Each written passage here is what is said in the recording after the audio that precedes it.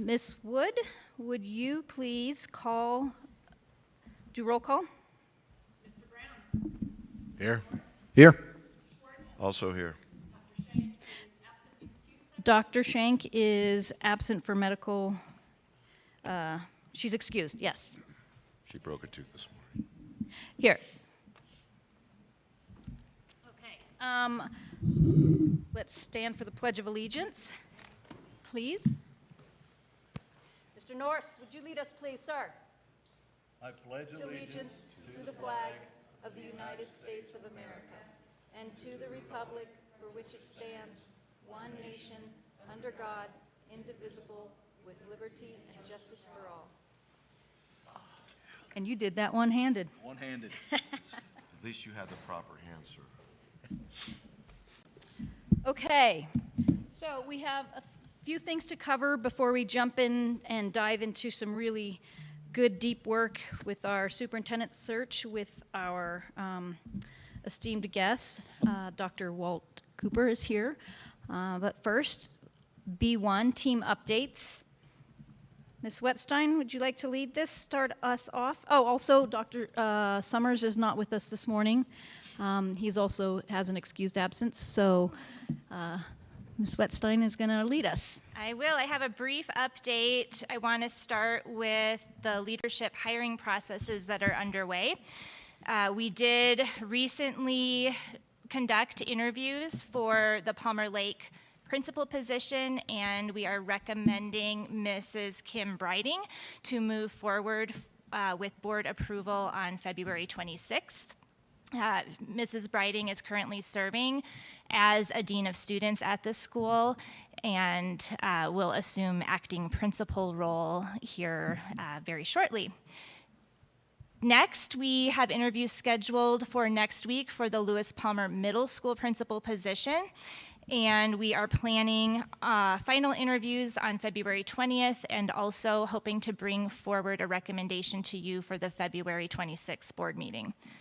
We also interviewed for the special education director position and selected Mrs. Danielle Holmes, who is an internal employee candidate currently serving as special education coordinator in our district. We will also bring her forward for your approval later in February. Director of Planning, Facilities, and Grounds interviews are scheduled for Valentine's Day. And currently, Prairie Winds Elementary School is under the leadership of Eileen Finnegan as an interim through spring break, and we will have more to share with you on that process moving forward. We also wanted to spend a little bit of time on reviewing our advisory committees, and I would welcome Mrs. Upchurch to chime in here on helping us to have representation from board members on all of these committees. We have board-appointed committees. That is our Parent and Community Advisory Committee, serving as our DAC, and then our Financial Transparency Committee as a branch of that. Each school has advisory committees as well. And then you can see that we have committees that are required either by federal, state, or local policies and laws. Mm-hmm. Those are the Special Education Advisory Committee, our Wellness Committee, and our Gifted Education Leadership Team Committee.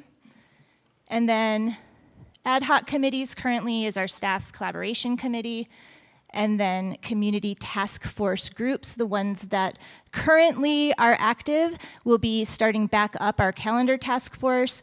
We have a consent task force that's working on continuing to develop curriculum to bring forward to you this spring. And then a newly established community-initiated task force, which is a conversation about arts education.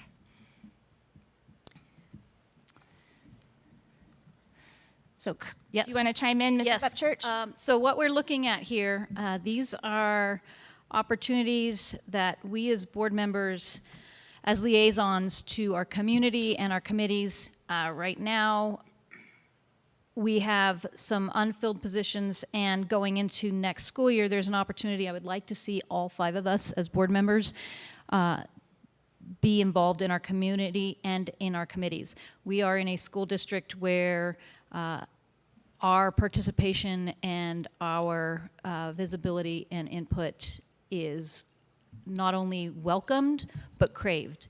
So it really behooves us as a board when we're looking at our especially when we're looking at our different Board of Education goals, to make sure that we are engaged with our committees.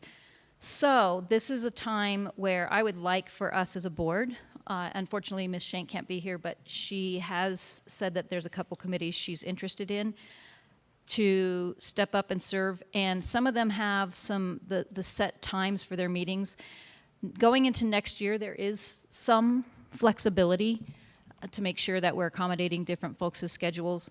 Another committee that's not on here that I currently serve on also is our Education Foundation, and that is also required to have a board liaison serve. As the board president, I currently serve on that one, but right now I'm on DAC. I'm doing the Special Education Advisory Committee. I've been present with the calendar, the consent committee, but there's also, and the ad hoc, we've had several different ad hoc ones. I've had presentation in the Staff Collaboration Committee, but I want to open this up to my fellow board members to see what interest there is in where you would like to see yourself serve. Have you thought about this, Mr. Norris? I did. Okay. First and foremost, do not put me on the wellness committee. I'm not well. Why? Yeah, the GELT and financial transparency, but I think the FTC is already taken by Ron, right? I thought I saw your name on there. So if there's anything else open other than the wellness committee, you can stick my name on that. You can join me on the other one too, or cover for each other. Yeah, is that cool? If you're interested. Yeah. So, and Ms. Shank also said she'd be interested in the GELT committee as well, but Mr. Norris, I want to make sure that you have a presence. So if there's, and this is just committees, by the way, we haven't even gotten into community engagement, such as the liaison for Monument Academy, which Mr. Norris is now our board liaison for Monument Academy, but there's the Chamber of Commerce, lots and lots of HOAs, our various civic engagement groups in our community. So we're going to start internally. So I'm going to put my name out there since I'm talking the most right now, and Special Education Advisory Committee is still near and dear to my heart, so I would still really like to serve on that one. I've been serving as either a parent or as a chair or as the board liaison on DAC for, gosh, I think we're going on 14 years. So if there is an desire for a fellow board member to present at our DAC meetings, those are usually once a month. Sometimes we skip, like we don't have a March meeting because spring break. We have one coming up in 2 weeks. This would not take effect this year. It would roll into next year. Would anybody like to serve on DAC? Ms. Shank also expressed an interest in DAC as well. I'd like to volunteer, Ms. Shank. Okay. See what happens when you break a tooth? Mr. Brown, do you second? I will connect with Ms. Shank and see if she's still interested in DAC. If she's not, I'll continue in that role. But keep in mind that I will not be here by 2025. I will be rolling off of my duties on this board. Financial Transparency Committee, Mr. Schwartz, do you still want to do that? Yeah, love to. Okay.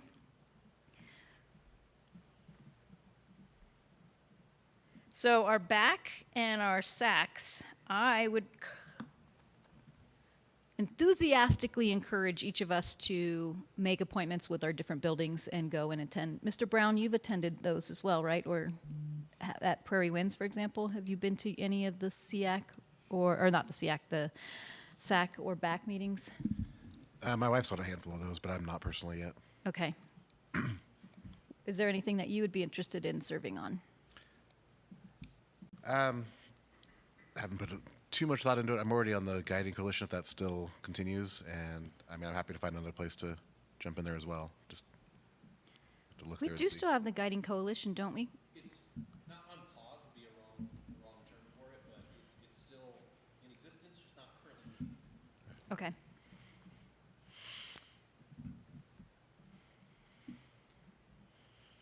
Mr. Norris, You could put me down for the back and the sack. okay.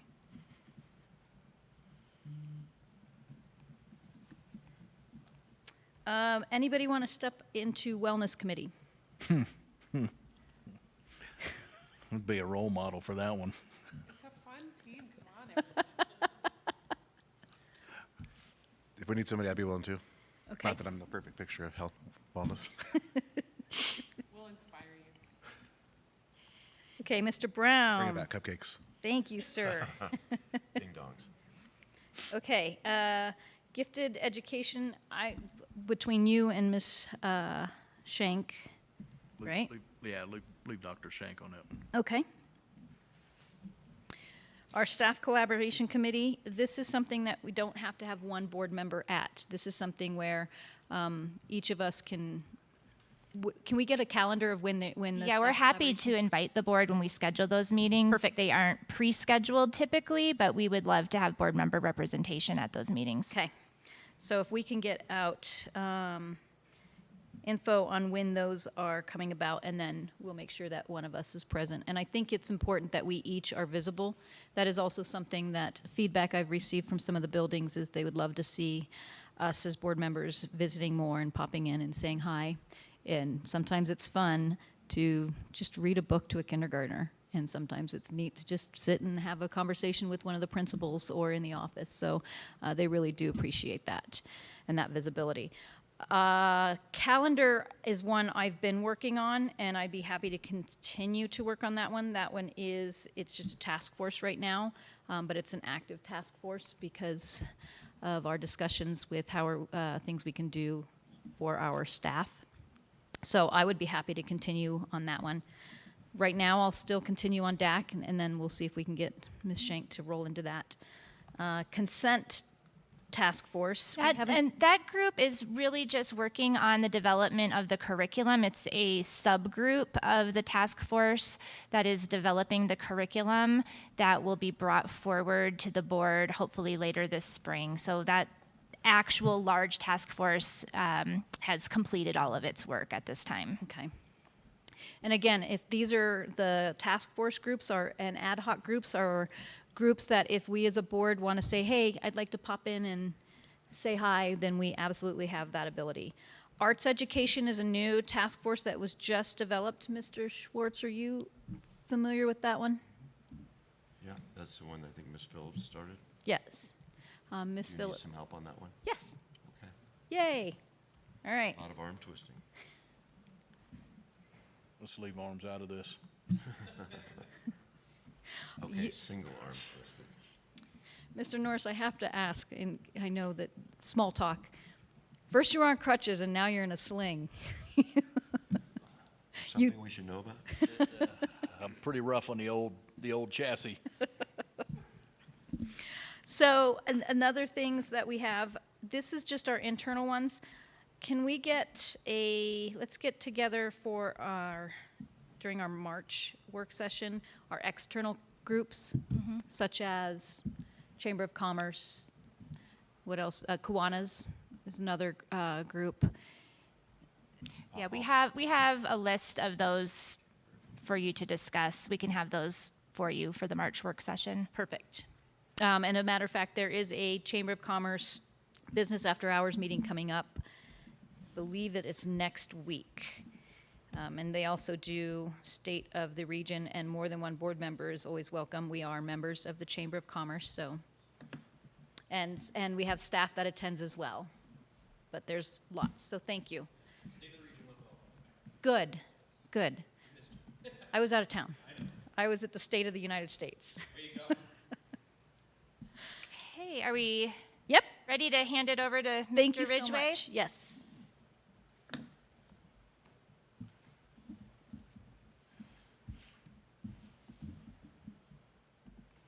Thank you, team. See you at the state capitol?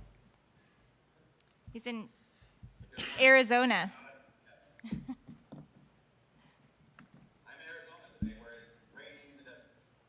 And you're wearing a tie for the rain. Congratulations. Why does it look like he's an interrogation room? We need to talk about that. Maybe. Thank you for being professional. I get a lot of feedback here, so if there's questions that come up as I present, probably assumptions, you could wave at me or something too, and we can turn my volume back up. So just a couple updates quick. In February board sessions, we typically want to start talking about the 24-25 budget, and I will do just a little bit of that with you here. The deck that I have in board docs is an excerpt from what I talked about with the staff collaboration committee last week, and really wanted to go through the general timeline, especially for newer board members, as to what we'll be doing through the course of the spring here. And starts in November. You may not notice, but in November, the governor submits a proposed budget for the following fiscal year. And what we generally can gather from that is kind of an indication, a directional indication of where the per pupil revenue rate will be going for 24-25 in this case. Then in February, once the legislation session gets started and we get finished with our amended budget for the current fiscal year and get the audit wrapped up and such, we can dive into more important projected budget. And so we'll be having conversations with staff, talking about projected student count, any program with our staff changes that are coming about, so that we can set the table early for those portions of the budget activity. In March, we'll be talking about scenarios for projected pay changes. April, we'll be talking about student participation fees that would include transportation, formerly would include nutrition services, but not that anymore, but other participation fees on a building basis. All of that leading to presentation of the preliminary budget to the board in May, and then consideration of a full complete budget to be adopted in June. Now, in this year's cycle, we've already heard some, we'll probably hear a little bit more about the idea that the budget stabilization factor will be going away. That, of course, is a good thing.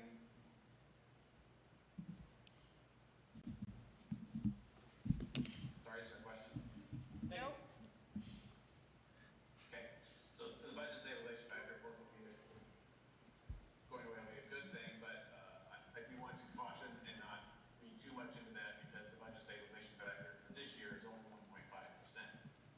So I've shown you this graph in the past, which was just giving you this indication of this little sliver here at the top of this graph is what represents the budget stabilization factor. So that going away again is a good thing, but when we talk about increased funding from 23-24 into 24-25, hopefully the majority of it will be coming from some other action besides eliminating the budget stabilization factor.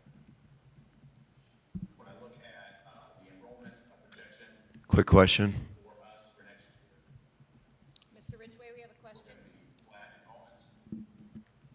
Quick question. We have been for a few years because a lot of this additional He's got it. isn't yet really taking root and generating students yet. That's why we have an important Can you see us? goal that we're talking about with the director. Yeah. Can you go back one, please, Brett? Thanks. On the BS factor, parochially, in the spirit of the district's financial health, we were down to about $1 million a year being pulled out or so in this fiscal year. What, based on your experience and what you're hearing, do you anticipate next year will be if this goes as anticipated? So if I'll skip to this slide. And this gives us an indication right now from the budgets, the governor's budget proposal that PPR will go up by about 7%. That's significant. I was just curious how much of the budget stabilization factor deduction will be further whittled down in the next fiscal year. It won't. Yeah, so it's been proposed to go to zero. Zero, So but- 1.5% Okay, so it's inclusive in that 7? Okay, thank you. Now, while we're on this slide, again, this is the governor's proposed budget here on the 24-25 column.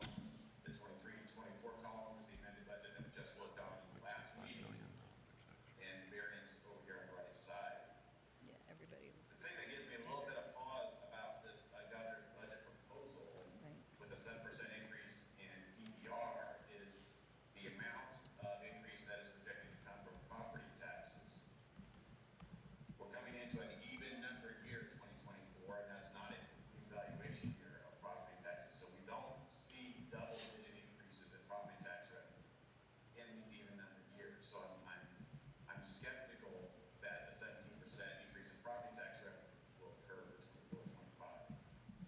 And if that is true, then I don't know how much of that 7% overall change in the school finance that would be able to be realized. So typically with the governor's number, I'm usually comfortable relying on that to be fairly close for early on. I'm a little more cautious with it in this season because of this fact again. I don't see local property taxes having that type of increase. And you see the state share was only going to be up by $100,000 and that proposal basically flat again. So we'll see. I have to get further in the process and really see how this plays out. Question on that. If property valuations remain as you cautiously predicted, what would be the impact on the 4.236 million, roughly? I'm sorry, I have to say that again. I couldn't quite hear you. So your hypothesis is that there's a significant possibility property taxes won't continue to accelerate at the rate they are, and therefore there'll be less money in the coffers for CDE to transfer out to the districts. Correct? Exactly. So We've already realized so much growth this year, and that's embedded in the $3 million number we have in this year's budget. Almost $24 million, as you can see here. Right. So the fact that it would be projected to go up by another $4 million, right. So here's my. this is something that I see happening. What do you see happening if in fact the tax rolls are as you anticipate, instead of rounded up 4.237 million, is there a rough estimate of what it would be? I would say if this projected increase of $4 million was cut in half, that would still be a significant increase in an even number year. Okay. So the property tax impact has the potential to slice that by 50%. Yes, and will the state share be able to absorb that? That's the and Right. maintain the 7% state growth share. projection? Exactly. Right. It has to come from someplace. Yep. Yes. Okay. So the exposure.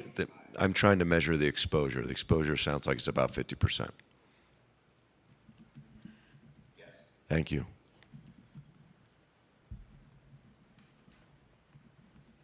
Please continue. And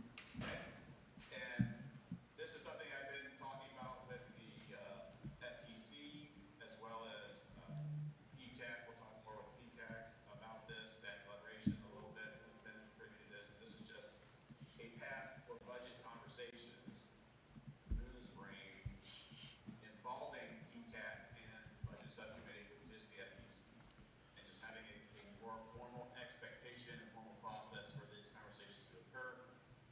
You see they travel down separate paths to really come back together in the May conversation with you and the board in terms of presenting the budget proposal. So this will be the first go around with this type of expectation, at least formally documented like this. So it will continue to mature and improve over the coming years, but this should be a good step forward in making sure that there are good conversations that happen at building levels and with the FTC that come into the conversation as we consider the full final budget. So that's all I want to talk about with budget, unless there are any additional questions. Mr. Ridgway, I want to say thank you for pushing up the discussions at the district level and at the PCAC and back level to the time frame is much more conducive to our budget discussions and involving our stakeholders in that collaborative process. So thank you so much for that. That's something that's been important, I think. And it's when we're talking about our budgets, and this is an engagement where we're all engaged in this and our community's engaged in this as well. So I appreciate that you've been making some good strides on that. Thank you. Thank you. You're welcome. And yeah, again, like I said, it's our first kind of go around with this, so we'll be figuring it out collectively as we go. But it'll be better than what we've done in the past for sure. And then real quick, I was just going to, when it comes to the budget stabilization factor, there isn't, as I understand it, there's nothing that is preventing the legislature, although the goal, and it looks like it will happen, is to buy that down, to eliminate that, but there's nothing to prevent them from reinstituting a new one, right? Yeah, you know, there's been some talk that they would like to eliminate it with an intention for it never to come back again, but this is statutory law, and in the future, legislature can change statutory law. It's the only thing that really has stiff protection is constitutional law. So they may pass something this year that says the factor is eliminated, we don't intend for it ever to come back again, but that still won't provide any true protection against it returning when the next recession comes about and however long. And then a follow-up question to that is, there's discussion with the task force on changes to the funding formula, the Colorado funding formula. I don't know how feasible or realistic it is to see that implemented this year, but that could also change these numbers as well, correct? It definitely could. Definitely would have an impact, especially for us, because most of the factors that represent additional funding items are not demographic measures that we possess in D38. So if those demographic measures receive additional funding increases, and especially if they came with the cost of living, which is the one factor that Right. we receive some benefit from, then yes, that could definitely have a negative impact on us here. So I want that to sink in and us to absorb that could negatively impact D38. Thank you, sir. Sure, you're welcome. And then just another couple of points quickly. We talked a little bit about the bills, Senate Bill 24017, that we have been working hard on. That was to be heard in Senate Education Committee yesterday. That was delayed one more week yet again. So instead of not only last week but yesterday and not being heard, now it's scheduled to be heard next Monday. I do believe it will be heard next Monday. I will return in time to go up to the Capitol to be part of that process and committee hearing. So looking forward to that.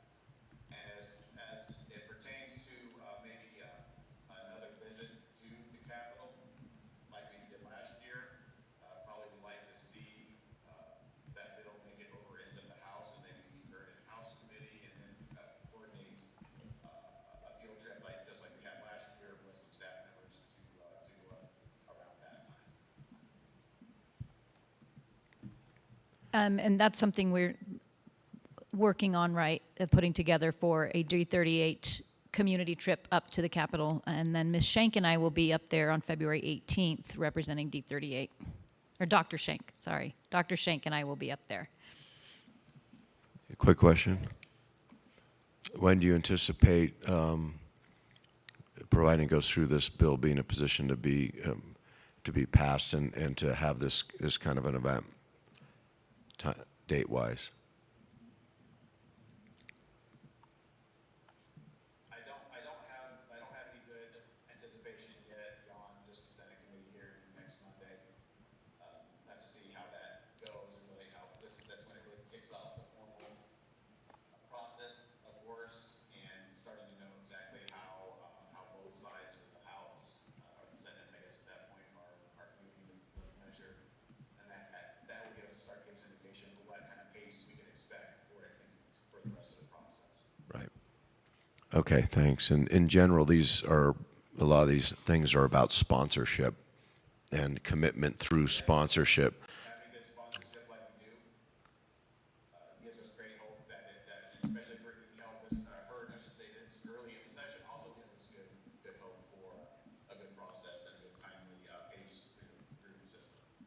So thank you again for your diligence and acumen in doing this, not just on behalf of the district, but all the kids in the state. Yep. All right, and then you have one quick update on the Tri-View Metropolitan District IGA. Well, and that's just an update to say it's really still in the hands of the town, and that the conversations are now between the town and the district. So there's nothing that we are doing to cause any delay, if you will.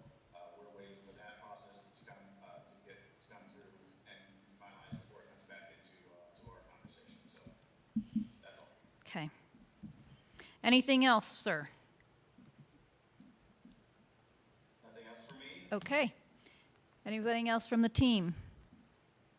Nope. All right. Thank you so much, Brett. Enjoy the rain.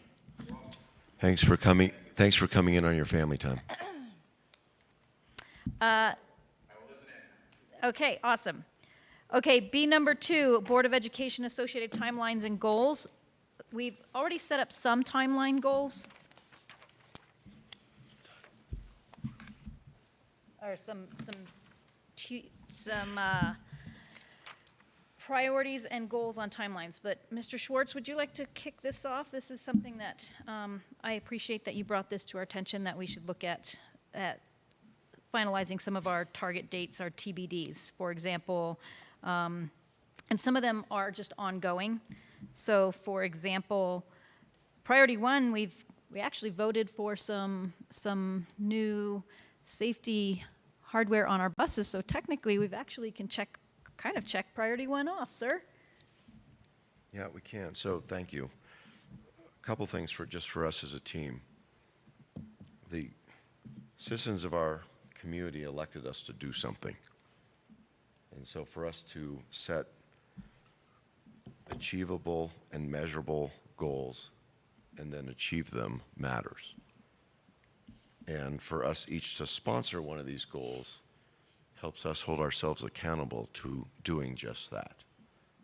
And the goals are pretty measurable, and some of them are things that have been dangling participles for many, many, many years.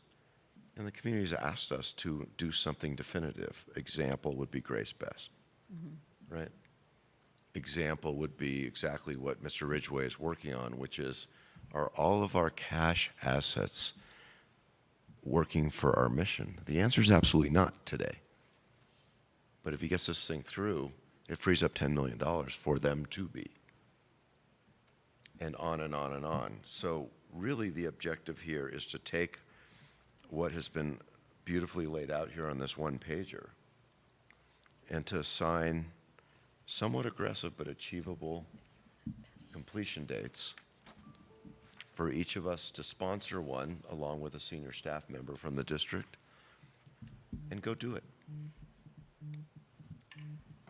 And we all, at the risk of being redundant, should I say that again and again and again? We all are pretty skilled at complaining about our national and sometimes local elected officials and doing nothing. And then we all say, well, then let's fire them with our vote. Here's our opportunity to do something. Mm-hmm. Is that enough motivation? So with priority 1, so we had established our 6 priorities, and we have within each of those priorities, and this was what we had discussed and came up with to the team, what we had talked about and mulled over and looked at and really felt passionate about during our board retreat. So, and some of them a target date of TBD, some of them are just going to be ongoing. Like, for example, priority number 2, iterate on and expand the student competencies that can be realized through the portrait of a graduate experience for all D38 students. That's been an ongoing work, and it's going to continue, and it will evolve because education evolves and our students change, and the needs of who our students are may change. So is it fair to say, instead of TBD, would that be more fair to say ongoing? Or is there something that we want that is more tangible to put to that? I'm sorry, is this on 1 or 2? 2. So we do have something tangible, right? In terms of some type of an innovation facility as well as a program. Which is number 1. No, right here. No, right? Yes. That first bullet. Number point. 1 of priority 2. Correct. Okay.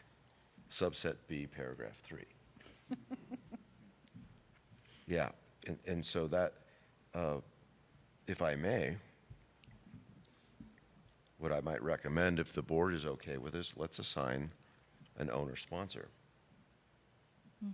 so that we ensure it's happening, and let's assign a partner owner-sponsor from the senior staff to make sure it's happening. In the past, we've also assigned 2 board members. We've done this before. We did these with our last ones where we had 2 board members attached to our priorities. Because sometimes there's something that's going to be more passionate for more than one board member. And sometimes a team takes the eye out of it.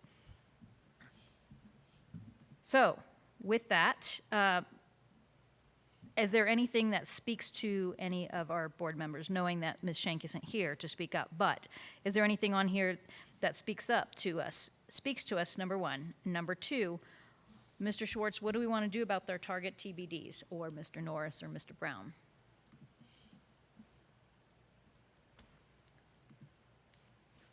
So I will speak up. So, for example, priority 2 is something that's important to me, as is priority 6. Those are both ones that I would love to be a part of. And I'll follow suit just to get some momentum going. For priority 2, I think the second bullet is in Patty's wheelhouse. And I suspect she would volunteer for that. And we could certainly pencil her name in. And the first bullet is something that I've already begun doing some work on, and if the balance of the board is okay with it, I'll put my name next to that one.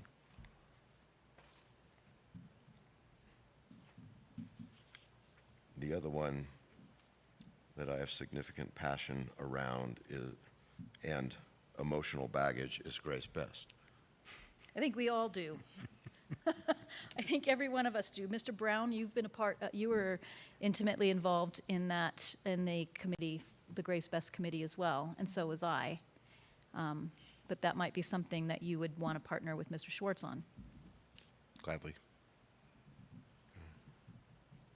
And keeping in mind that none of this is us as a board member. We don't make a unilateral decision for the entire board. We just guide, and then us as a board come into it. So, and this is something in the spirit of time. It's 9:42, so we want to make sure that we are being respectful of. We were going to finish this discussion at 9:30. We're a little behind. So, is there anything else, as you're looking at this, Mr. Norris, Mr. Brown, Mr. Schwartz, as you're looking at this, that speaks to you? Yes. Okay. Priority 5, bullet 1. Complete real asset utilization study. Okay. Yep. And I'm gonna, if Ms. Wetstein's okay with it, I would think Mr. Ridgway would be the right partner for that.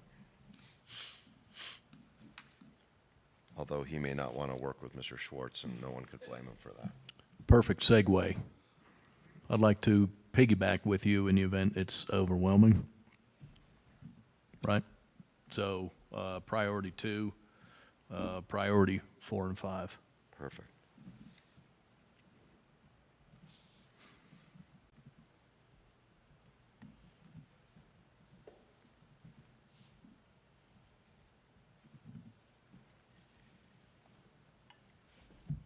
So are we assigning ourselves to just priorities in general, or are you wanting to assign us to each bullet point? Well, some of them are significantly different, and each one's going to require a degree of work. Right? So, for example, under priority 3, right, improve compensations,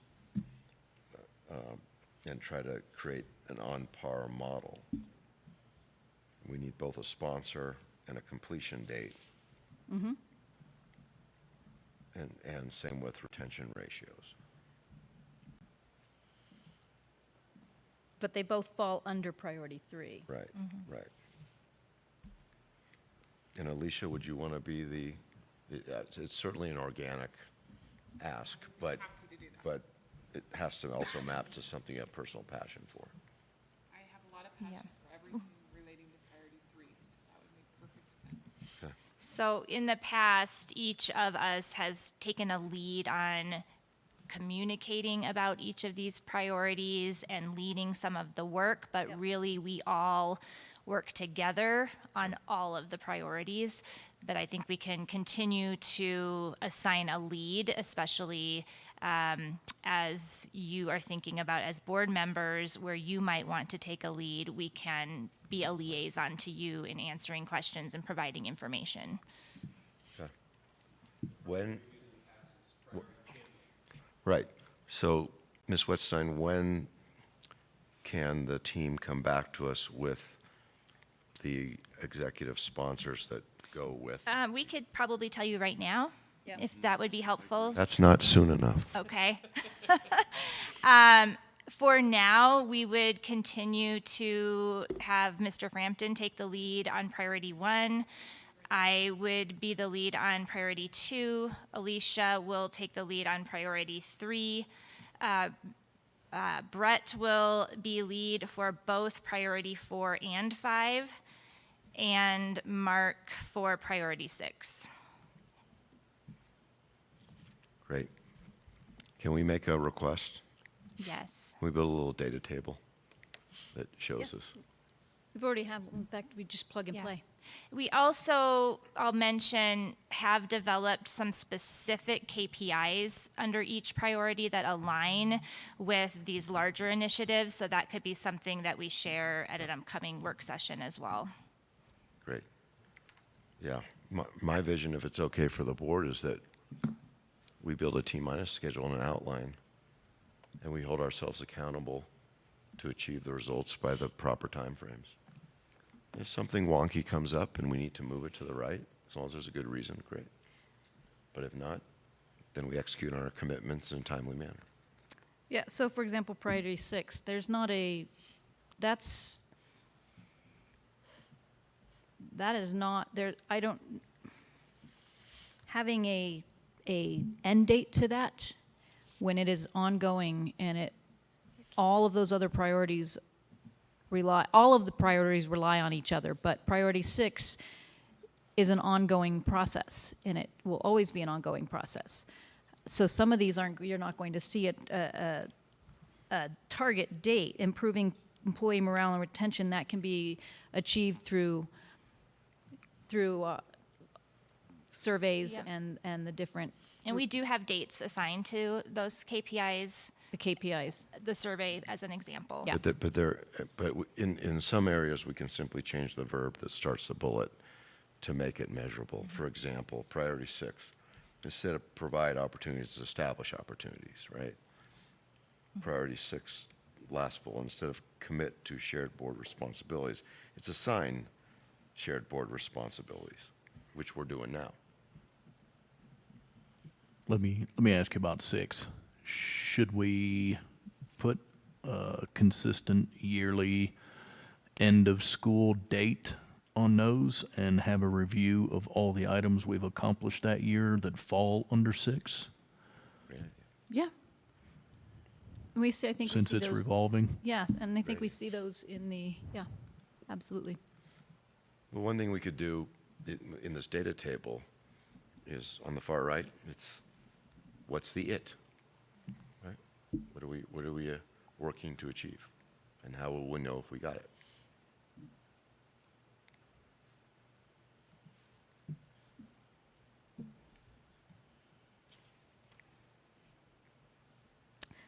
So with our board when we're looking at champion this as board members, it's unfortunate that Ms. Shank couldn't be here because or Dr. Shank, gonna get that. No, Dr. Shank could not be here because I think it's important that she have an opportunity to speak up on these instead of just being told this is what you're going to do. Because I think we each have our time and our talents that we're passionate about. And so although I would like to firm this up on a board champion side of things, I think in the with respect to time and with respect to not having all 5 of us here at the table right now, that we table the board champions on these until our work session in March. If it would please the rest of the board. So I have a question on that. Just in the spirit of time and not trying to avoid not letting another entire month go by, could we have a conversation with Dr. Shank and ask where she wanted to plug herself in without anything being closed, sort of like what Mr. Norris just did? What do you mean? Could I have a conversation? Would it be okay with the board if I had a conversation with Ms. Shank before the week is over, since it's only Tuesday? Went through this document with her, and similar to what Mr. Norris just did, we said, I want to be part of numbers 2, 5, and 6, or whatever it was. So how are we going to, the reason that I think it's important is that we need to make sure that we are, yes, a one-on-one conversation does not violate sunshine laws, but I want to also be mindful of, let's say Ms. Shank says, let's say, for example, you, me, Mr. Norris, Ms. Shank, and Mr. Brown all want to be a part of Grace Best. Yeah, then a couple of us will pull out. And that's why I'm saying that, to have that conversation with all of us at the table. Yeah, I guess what I'm trying to do is save a month. So my question is, if it's a problem, then we'll handle it in a month. But if it's not, then we've just saved 4 weeks. So if I have a quick conversation with her, go through this, and she goes, no, this is great. I want to do 2, 4, and 7, Okay. or 6, then we're done. Mr. Brown, what do you want to be a part of? Obviously, there's parts of several of these interest me, but just for spreading things out, I have an interest in the safety, priority 4, the long-range planning, and parts of priority 2 as well. So far, all 4 of us are very, So probably too many for that one. yeah, we have 4 of us that want to do priority 2. Do you like to move me to 5 instead? So priority 5, we have Mr. Norris, Mr. Schwartz, and Mr. Brown for priority 5. Where do we have gaps? I think we're still needing priority 3 and 6. And 6, yep. And I'll work through, I'll work on, I can definitely, I have a passion for priority 3 as well. But since I started, since the second bullet point on priority 2 was something I had brought up, that's why I want to be able to take lead on it.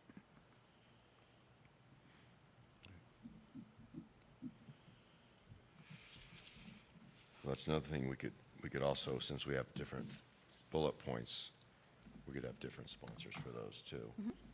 Don't want to create an MBA level matrix here, but I know Mark does. But I mean, that actually makes it a little easier to manage. I think Right. Brett can make us a pretty complex spreadsheet for you. Thank you. Do you have a pivot table we can put behind it? Oh, I do that every man. And then we also have our additional initiatives. These are, let's keep in mind too, these are there's a lot here, a lot of work. So sometimes some of these may be able to be partnered together so that we're not spreading ourselves thin. But keep in mind that there's a lot to work on here, and that's all important work. So we have a rough outline right now.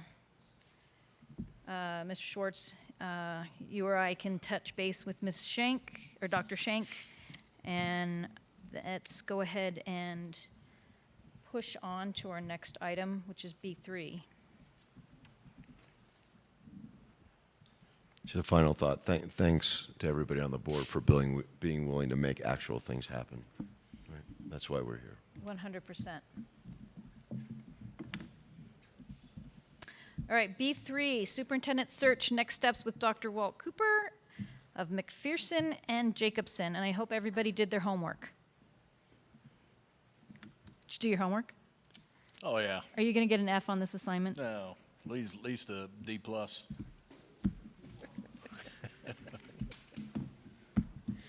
We can iron some of these out. Are you leaving? I also sent him a heads up saying we did some of this work in our last offsite, so that You need that? Yeah. he doesn't get blindsided if someone brings it up. You're welcome. Yeah, here, he and I already talked about that too. Thought it might have happened. Oh, perfect, okay. Which, in our offsite, we mostly talked about the person, let's see where to put my, I feel like I didn't overachieve on this. Oh, I Said think- it was a short assignment, but Everything's relative. thank you, team, by the way. You're welcome. We're here to give support if needed. Perfect. Thank you. So I did my 3 sets of 3 priorities. Oh, I was only supposed to do 3. Thank you, sir.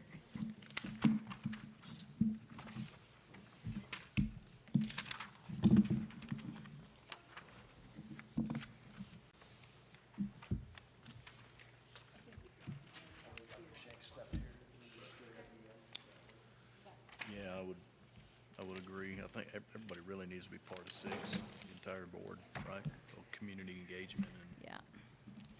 And we only have one sponsor for our staff one, but Patty might do that too. But there is one I stuck in there that I am passionate about, especially under number 2.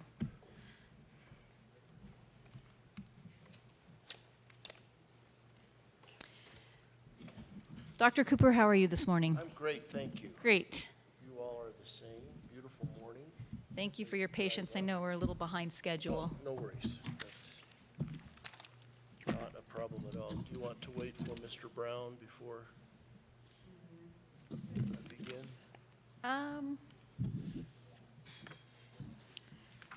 Let's see. Yeah, let's go ahead and wait for Mr. Brown. Okay. Can I get you a water? I'm fine, thank you. May have to grab one.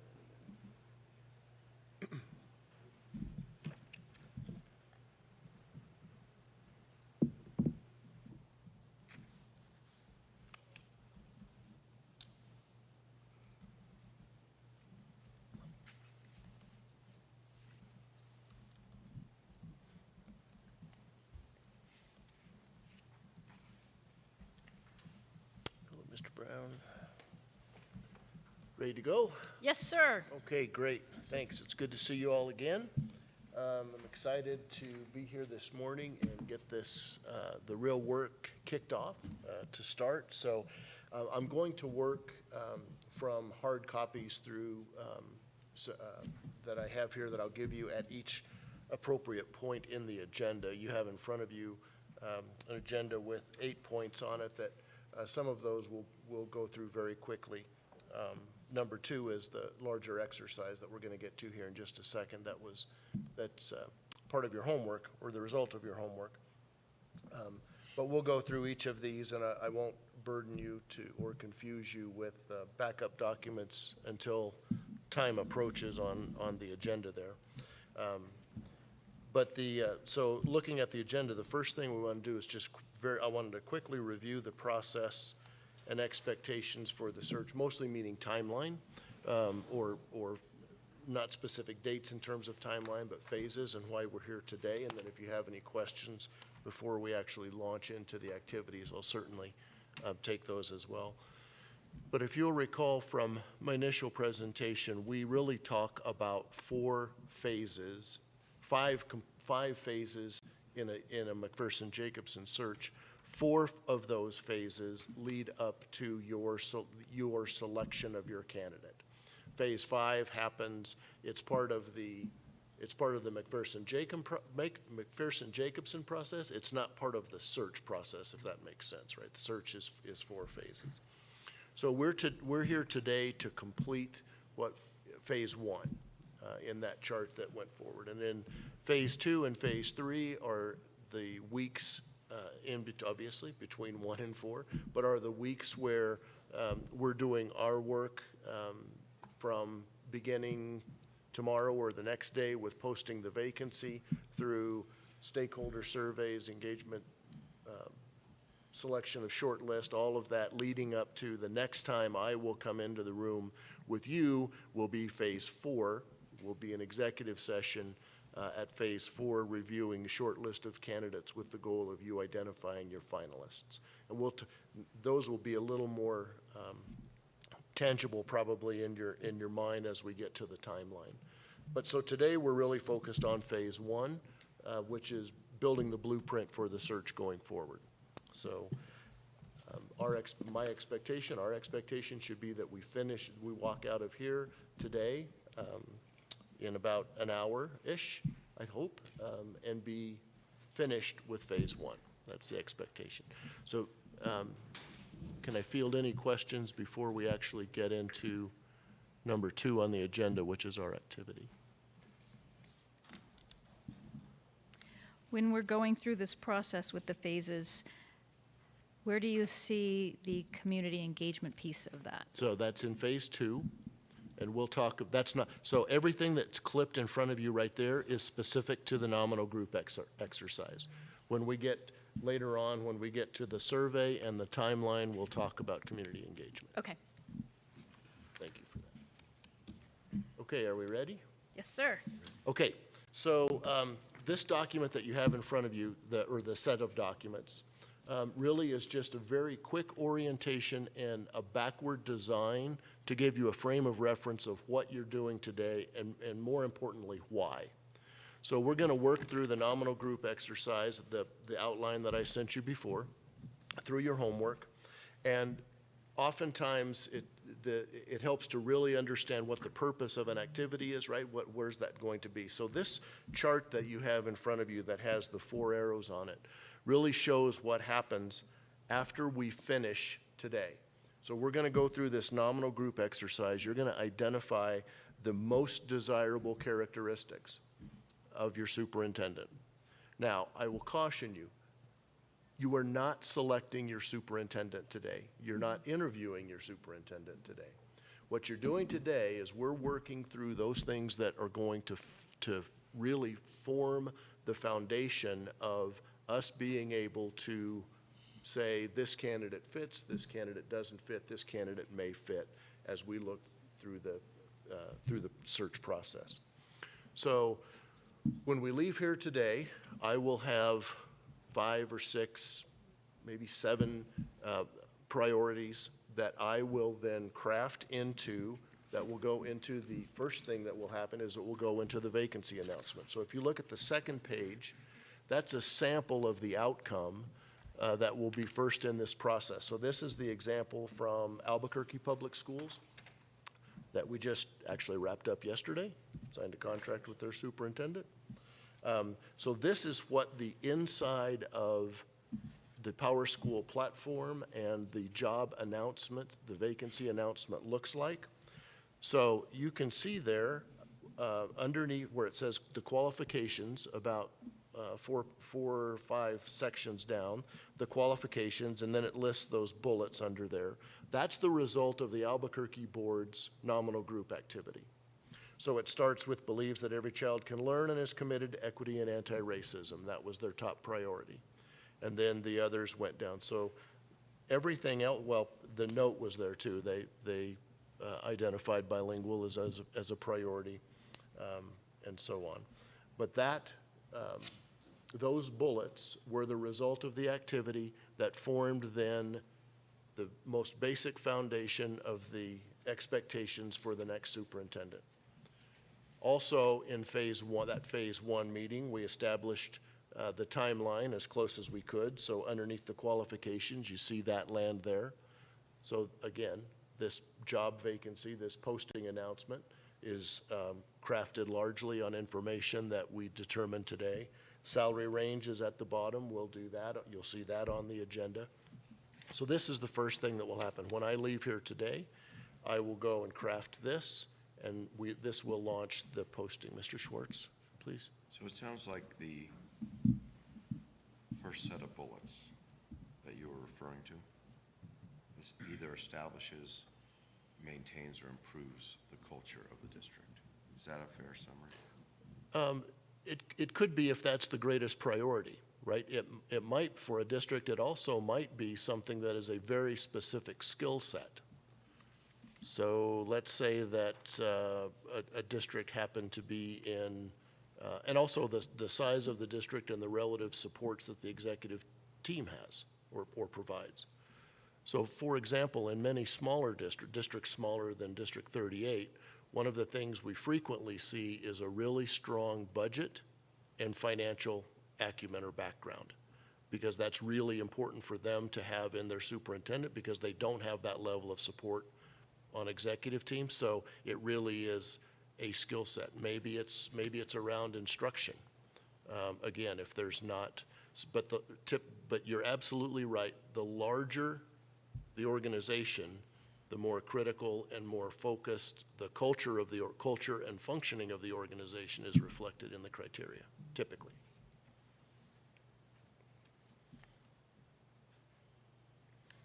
Okay, I'll go on.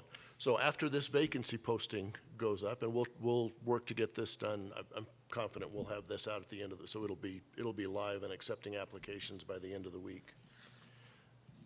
The next thing that will happen around the criteria, although we use the criteria when we're vetting candidates once applications start coming in, the third page there is an excerpt from the online application itself. All of this is germane to Albuquerque, so, but the format is the same.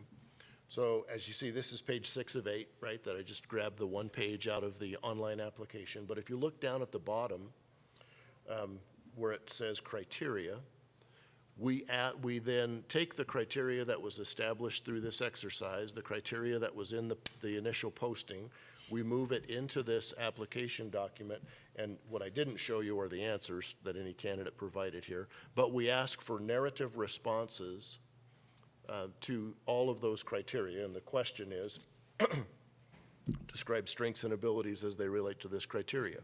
So this is the narrative portion of the application that all candidates will complete.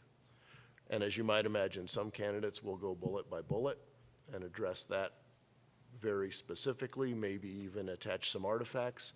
Others may write a single narrative that lumps them all together and everything else in between. We don't tell them what format that goes in, but we want them to specifically demonstrate, as specifically as they can, demonstrate and comment on how they best meet that criteria, right? Why are they best to come work in Lewis Palmer District 38? Okay, so same information populates there. The next page is just a copy of the rubric that we provide during evaluation of candidates, board evaluations of candidates. We provide this to the board members. This is not something that we quantify and total in the process. This is a reference for candidates for board members to use on candidates if they choose, help them organize their thoughts, if you will. Can I ask a question for that? Yes. So the rubric is always helpful because for obvious reasons. When we're looking at these bullet points in the rubric, is this a template, or is this some type of rubric that we as a board can come up with our own?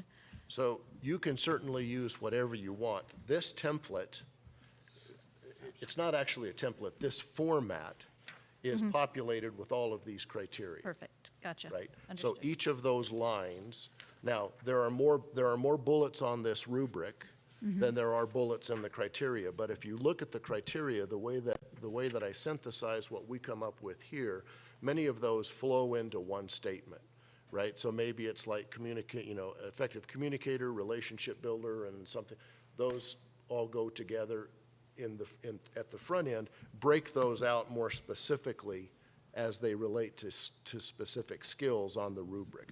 But if you follow the rubric down through all of these lines, you would be reading the criteria that was originally established in that group exercise.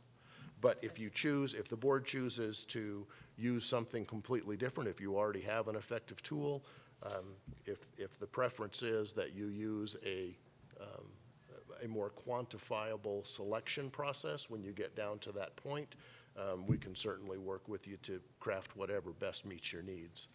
Remember, I said, we have protocols and practices that are time-tested, and we use them all over the country, but we don't use any of them in exactly the same way anywhere.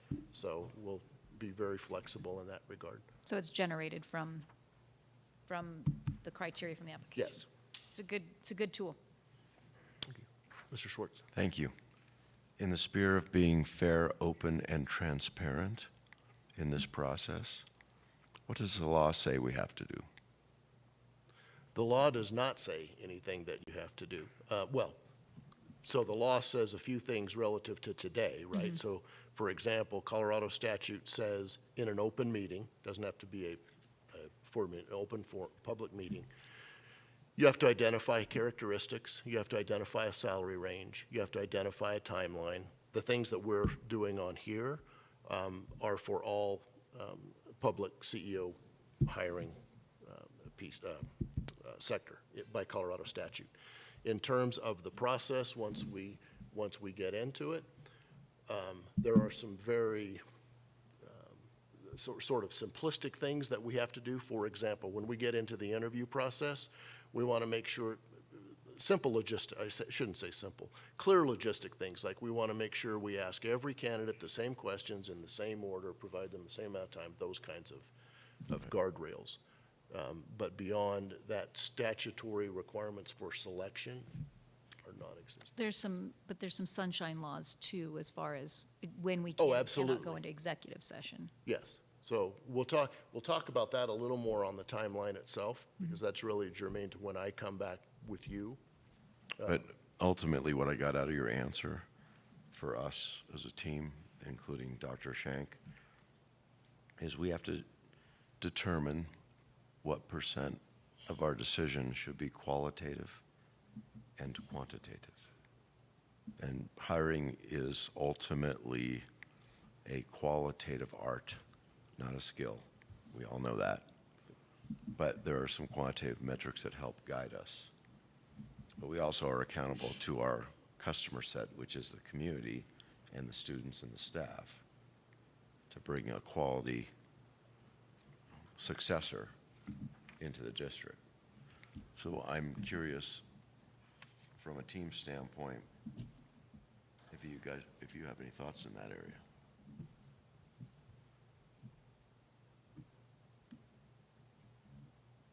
Mr. Brown, do you have any thoughts? Okay. I think that'll boil up to the surface as we're going through this process too. Yeah. Mr. Norris? No? Okay. So one of the things that we can certainly make sure we have nailed down completely is which rubric, how to use the rubric, what are the expectations for the outcome of the, what is each member expected to do in the rubric, if you want to go down the route of having a solid and quantifiable piece to that, and we can do that when we come together for phase 4. Because it might be a little premature to get too far into those weeds, not knowing really how many candidates we have, that some of those things that will surface through over the course of the next 8 weeks or so really may be a determining factor in how we move forward with that. And then the last item, just to show the flow of today's exercise, these are the last 2 pages that you have in your packet. There are the first 2 pages as samples of interview questions that we used in Albuquerque. And we had I think we had 22 total questions. I just show you these 2 pages as an example, because this is how we take the actual criteria, match the question, because we want to make sure that we stay within the guardrails of what we've established. Right? We don't want to go off on tangents, again, with inconsistency with candidates.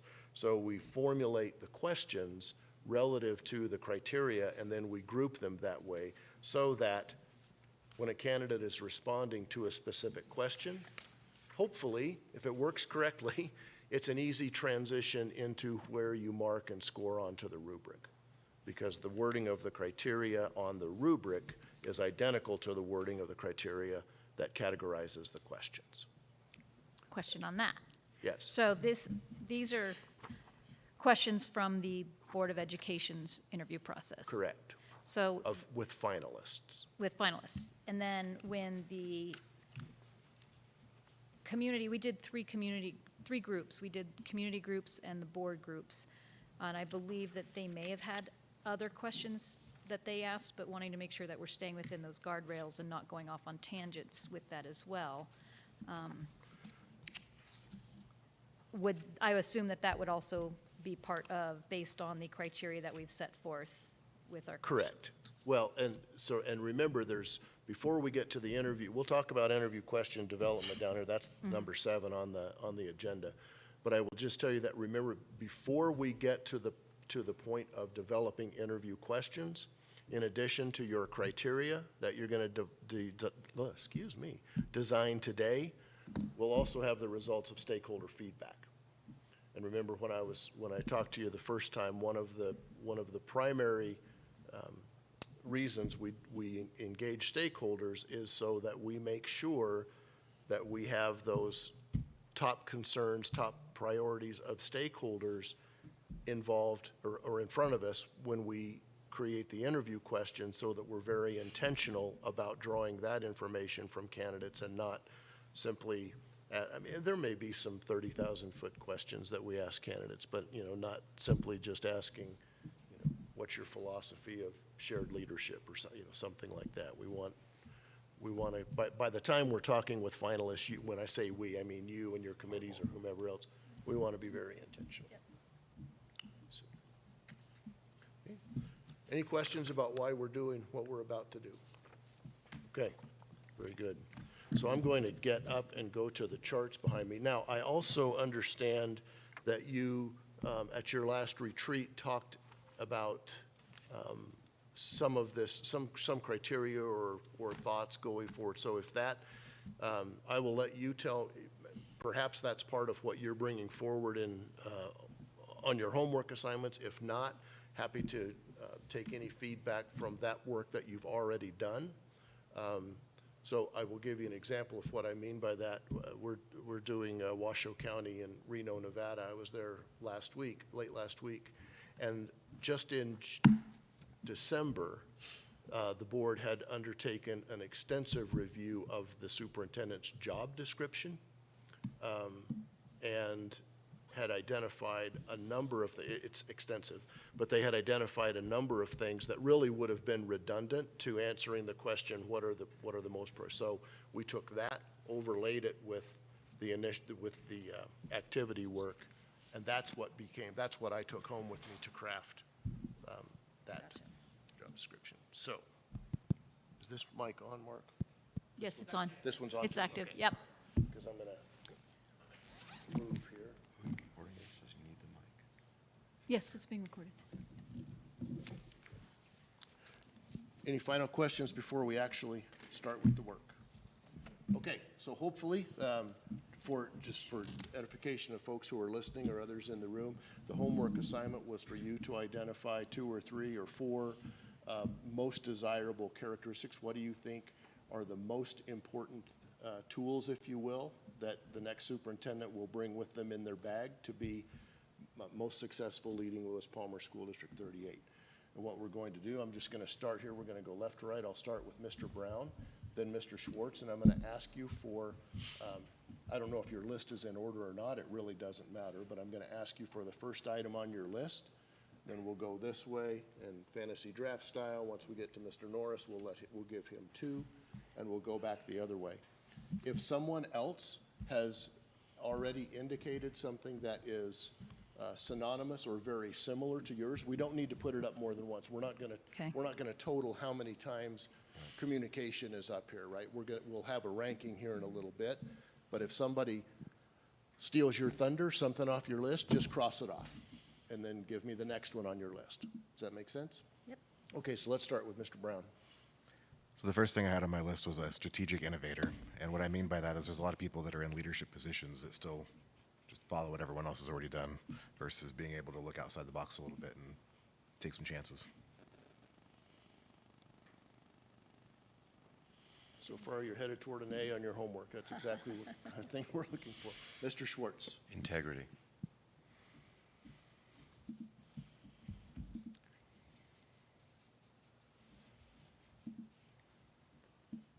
Mrs. Upchurch.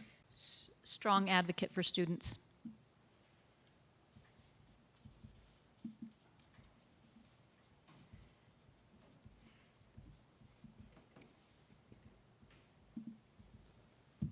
Mr. Norris. Fiscal responsibility. And don't go too far, because I'm going to ask you for another one. You're reversing your direction. I'm taking y'all's list. I'm ready. I guess I'll just piggyback on that fiscal responsibility, and I'm looking for somebody that is always looking for some kind of continuous improvement.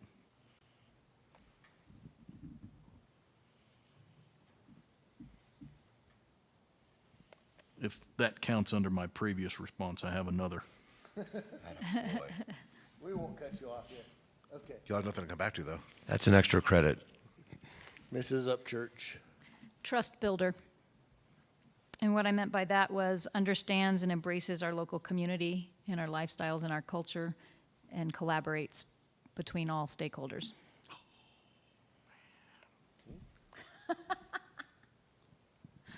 It's okay, you still Mr. have it. Schwartz. I'm trying to prioritize. Capacity to separate the urgent. I'm sorry, could you pull that one and tape it up for me? I have tape on the table. I'm sorry, Mr. Schwartz, go ahead. Capacity to separate the urgent from the important.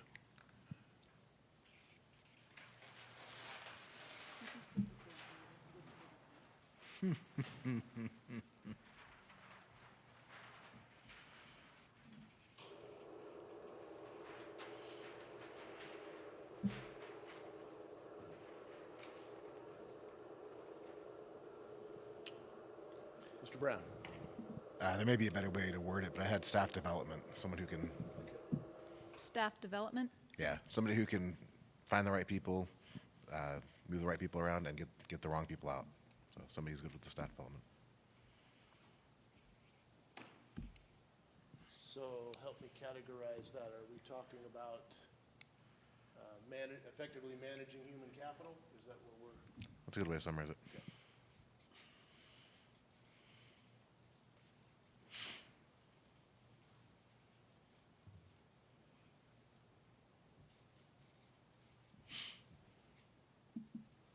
Is organizing a better word than managing?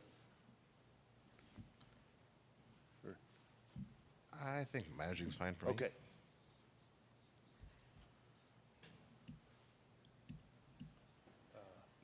Mr. Schwartz, we're to you. Consistency over years. In other words, either build or improve upon a culture that's maintained over time versus suffering from bright, shiny object syndrome. Squirrel. What? Squirrel. Sorry. Gotta have the laughter in there. So quiet. I added adjective there so I wouldn't lose that. Which way are we're going this way? Ms. Upchurch. High standards. High standards. Holds people accountable and engages in difficult conversations. And establishes, communicates high standards, so.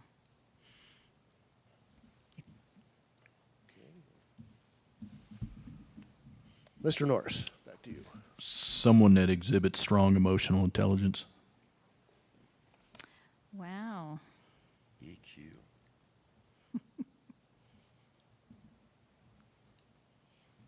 Okay. Back to you, Mrs. Upchurch. Someone who understands the educational landscape.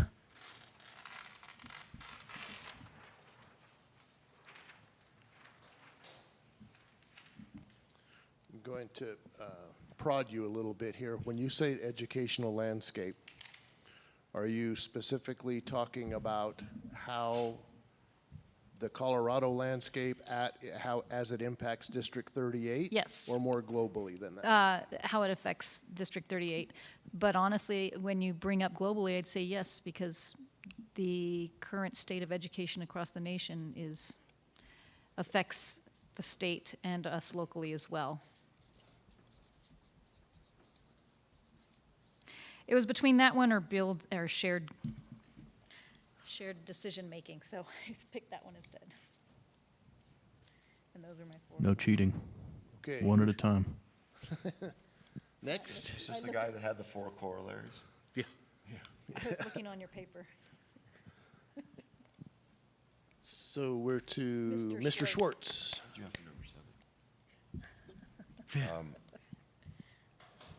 The words are not quite elegant here, but the meaning is capacity to embrace disruption as an opportunity. Perfectly elegant.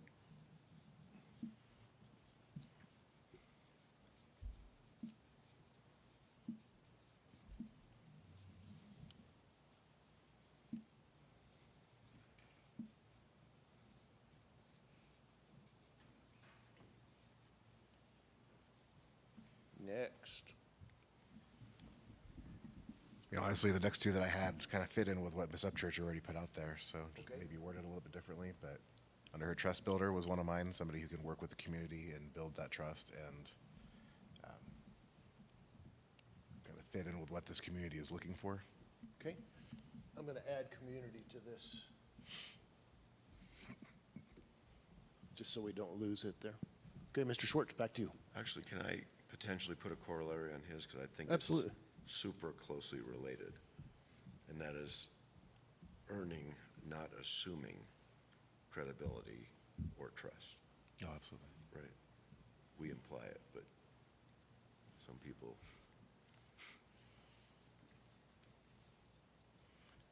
I think anyone who comes in is going to have to work to earn that. Got it. Yeah. So my next one would be power and quality listening skills. Yeah, I had that one too.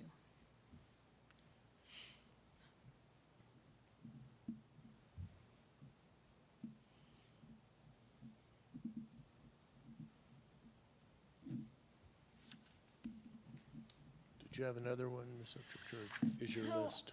Here's where I couldn't decide on my last 2. When you asked for priorities, I had an inspirational leader. In other words, somebody who inspires their staff to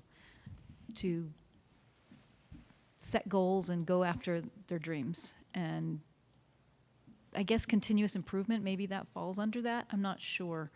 But it was either that one or strategic, data-driven decision maker. Which is- 80 degrees different. It is very different. That's why I said that.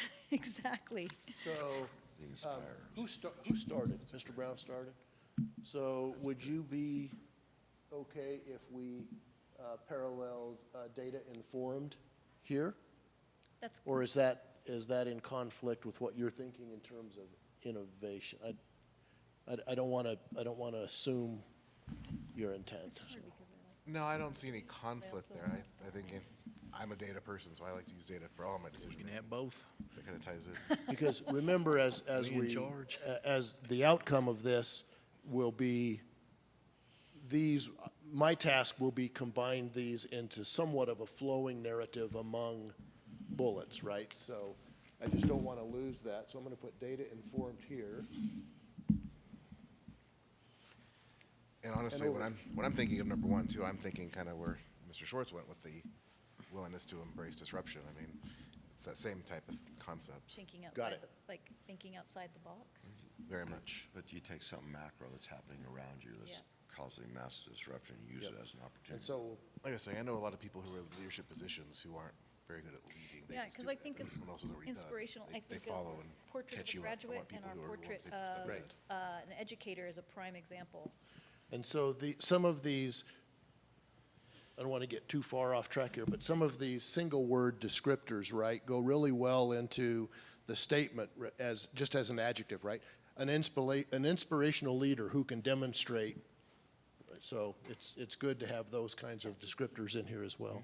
ChatGPT. So we're at Mr. Norris. How about an advocate for limited government intervention, promoting local control? Yep.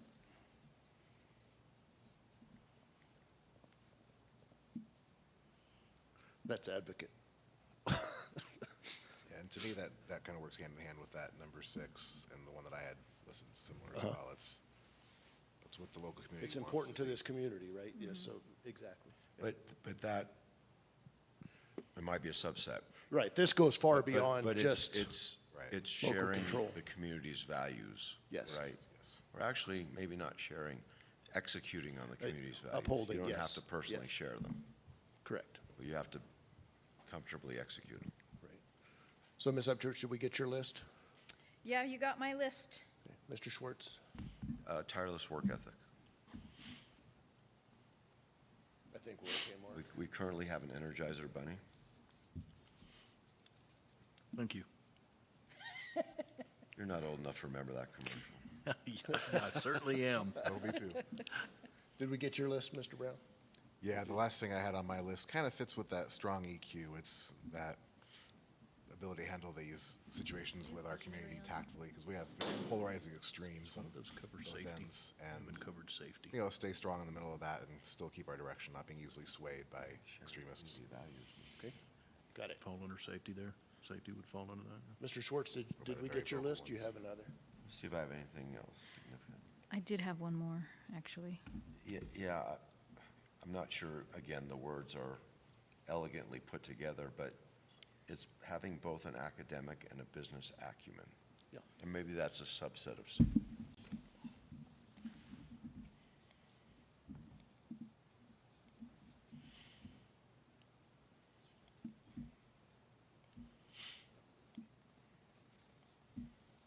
Do we have innovative update? Yeah.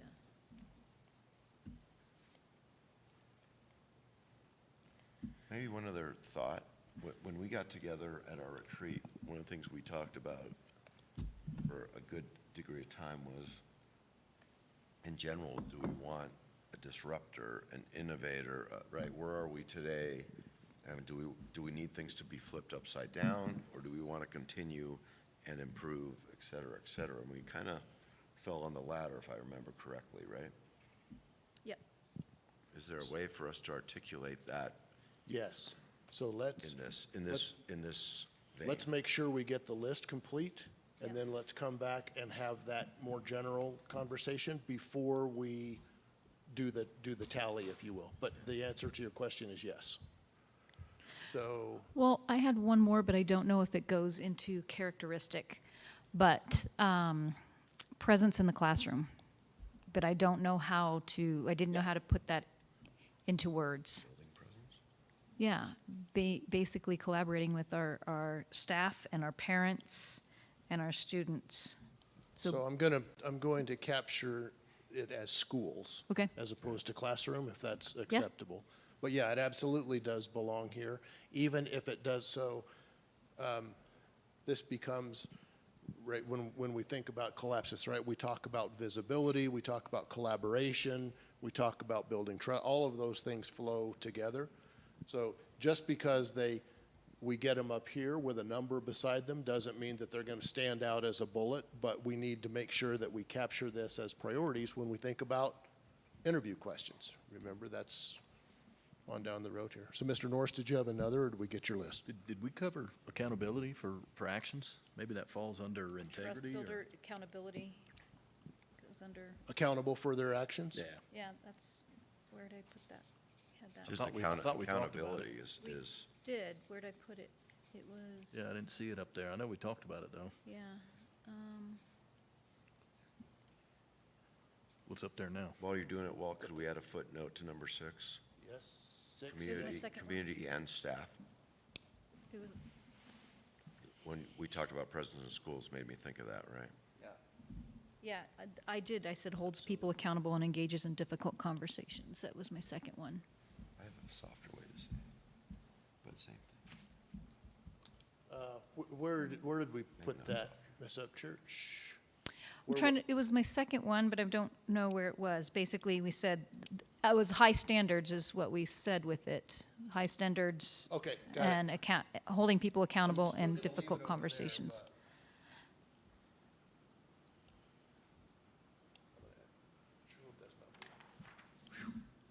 Make sure that wasn't bleeding through. I don't want facilities to follow me to the parking lot. Okay. Going, gone on the list itself.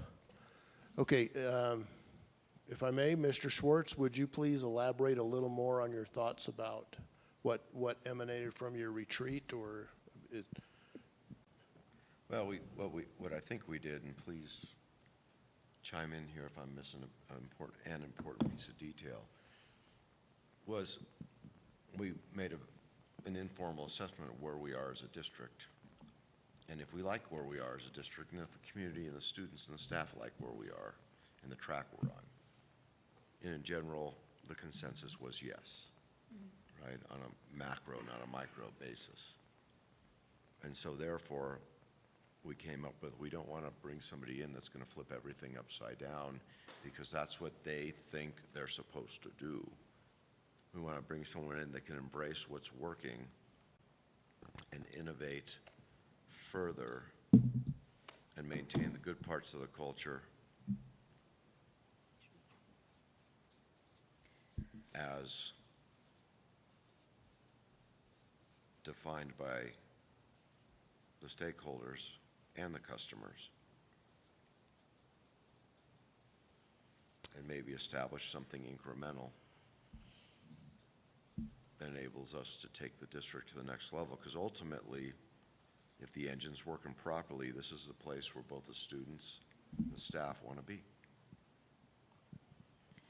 We basically discussed, we weren't looking for a change agent. We were looking for somebody to use what we have and be a visionary and continue forward. so what I would, as I would translate that into talking with and laying out expectations for candidates, is someone who honors the successes and celebrations or traditions of D38, right? First act, listen, and learn. Act, moving to the back, right? Listen, learn, act.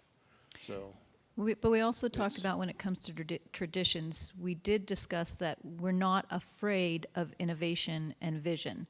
So traditions are important, but if there's a better way or something that, right? yeah. Okay, so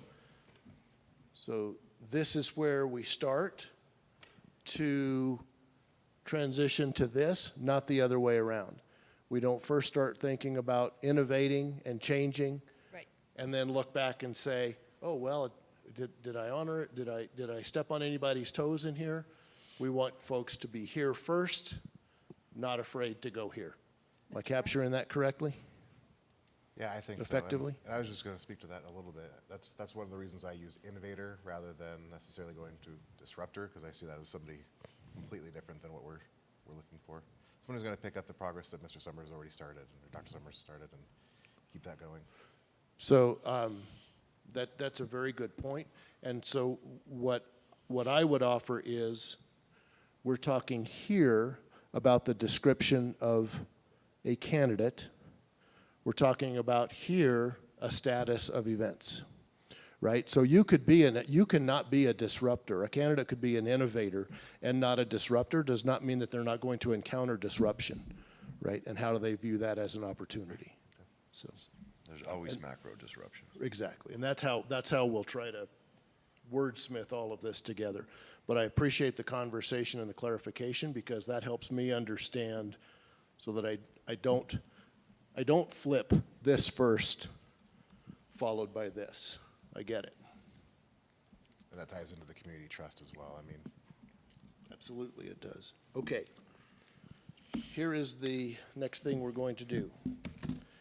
I'm going to give you some sticky notes here. This is the hard part. Just say I switched to the fancy new backpack. I don't think I put any pens in here. You know, I'm a Gemini, right? Like I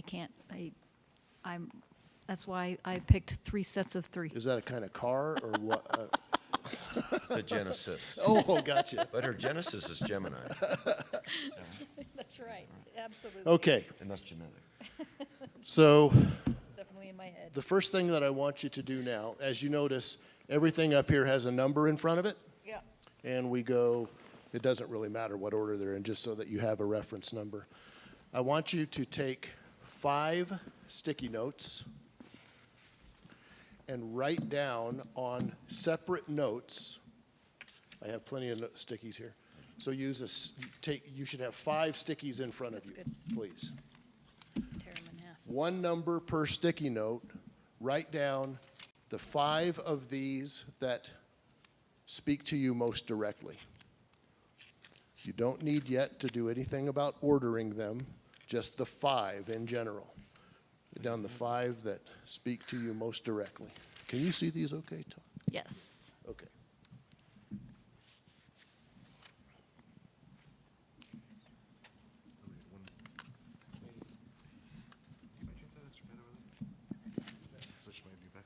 You okay with this, Todd? It's a low-tech exercise. I know. That would be my digital thing. If he wants to go slower with it, let me know.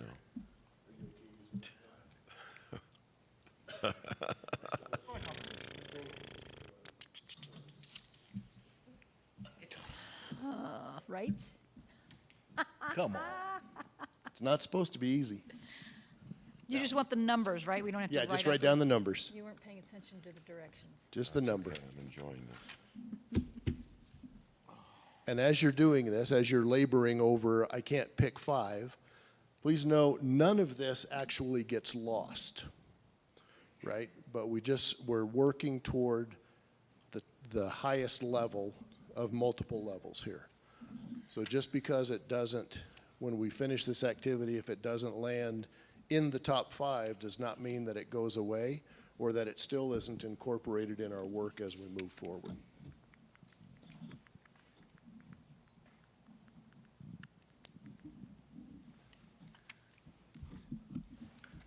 One number per sticky? Yeah, I think so.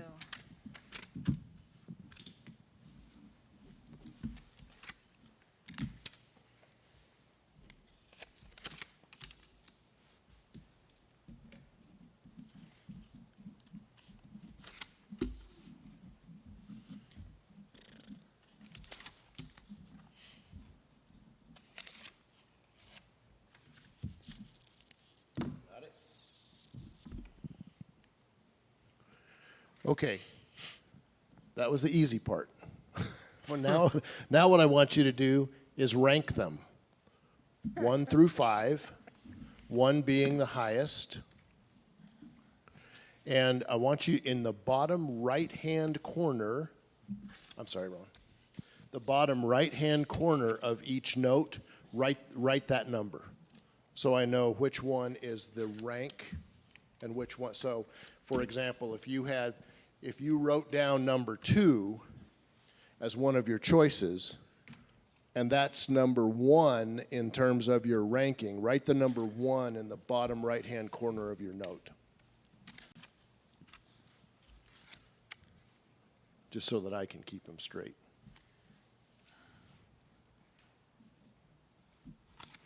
And then just let me know when you've gotten to that point. What time is recess? I already wrote on the left-hand corner, so I already wrote the rules. As long as it's down in the corner, I'll be okay. It's You hard got for the you got the skills? It's difficult for left-handed penmanship to write in the right side, so I get it. All right, I think I got it. These were tough. So tough. So once you are ready, They don't go away.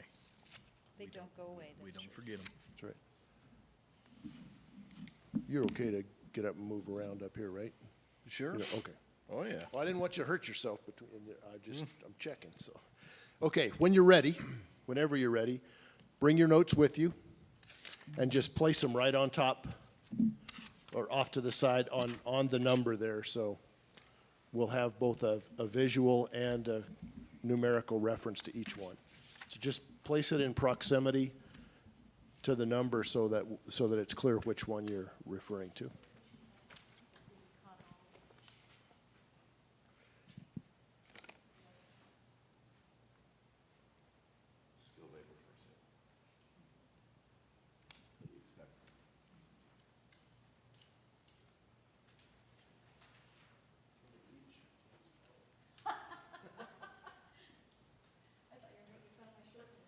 Well, I'm not making fun, but recognizing. Speaking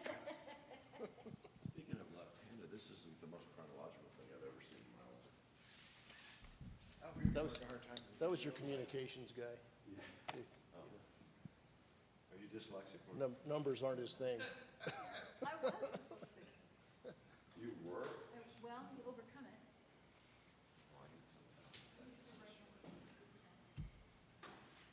To write backwards.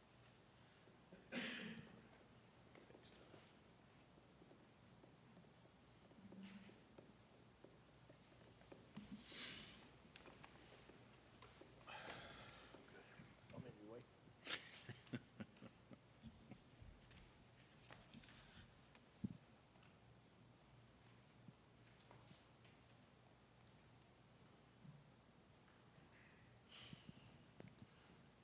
Everybody done? Oh, I just got one. Thank you. I just picked, thank you though. Don't nobody want a fiscal responsible except for me. Okay, so you can see, obviously there are rankings within here, but the idea of building trust among staff, community, earning and building trust among staff and community, got the highest number of selections, followed closely by being a student advocate, integrity, strategic innovator. Okay, so this is exactly what we had hoped to do this morning in this exercise, get an idea of globally the 2021-ish, most desired characteristics, and then prioritizing within those. My task from here on will be to take these with me. I will work to synthesize these into a narrative slash a combination of a narrative and some bullet points that will go into the job vacancy, the vacancy announcement, the narrative in the application, the rubric, and ultimately the questions. So, good work, really good work. Any final comments on this before we move on to our next activity? I Mrs. Upchurch, you I had do some- have a I could- comment. So when I was putting my list together, I was thinking in three separate buckets, and with some exceptions, but three very distinct buckets: staff, students and families, and community. So I'm curious if, when we're looking at these, where they fit into those buckets. Can you say that a little more time? So when I was putting together, like, holds people accountable or student advocacy, some things are, like, student advocacy is very student-focused, but when I put together my three priorities, I had in my head three very distinct stakeholder groups on how a superintendent affects our district. I had students and families, staff, and community. So my question is, when I'm looking across at all these yellow pages, and when I was putting mine down as well, how these priorities might fit into, and I'm just one board member, how they might fit into that bucket or that vision. So if I might offer just a comment on that, I think it's going to depend.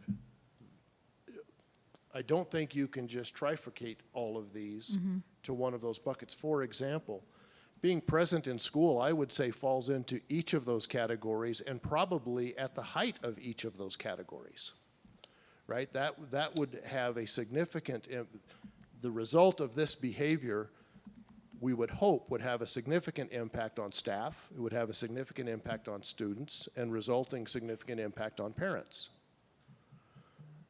As we get to, I would say, criteria number 11 is another. Now, as we get to inspirational would be another.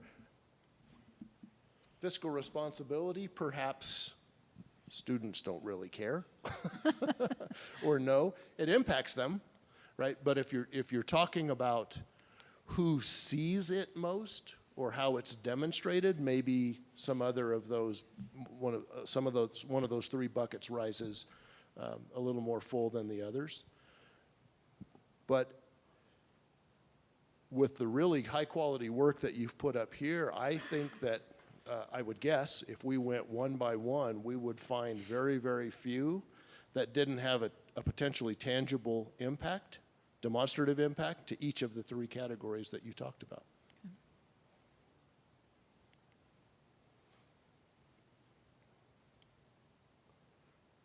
And it's really wise to think of it that way. I mean, as a decision-making tool, if nothing else, right, for you all.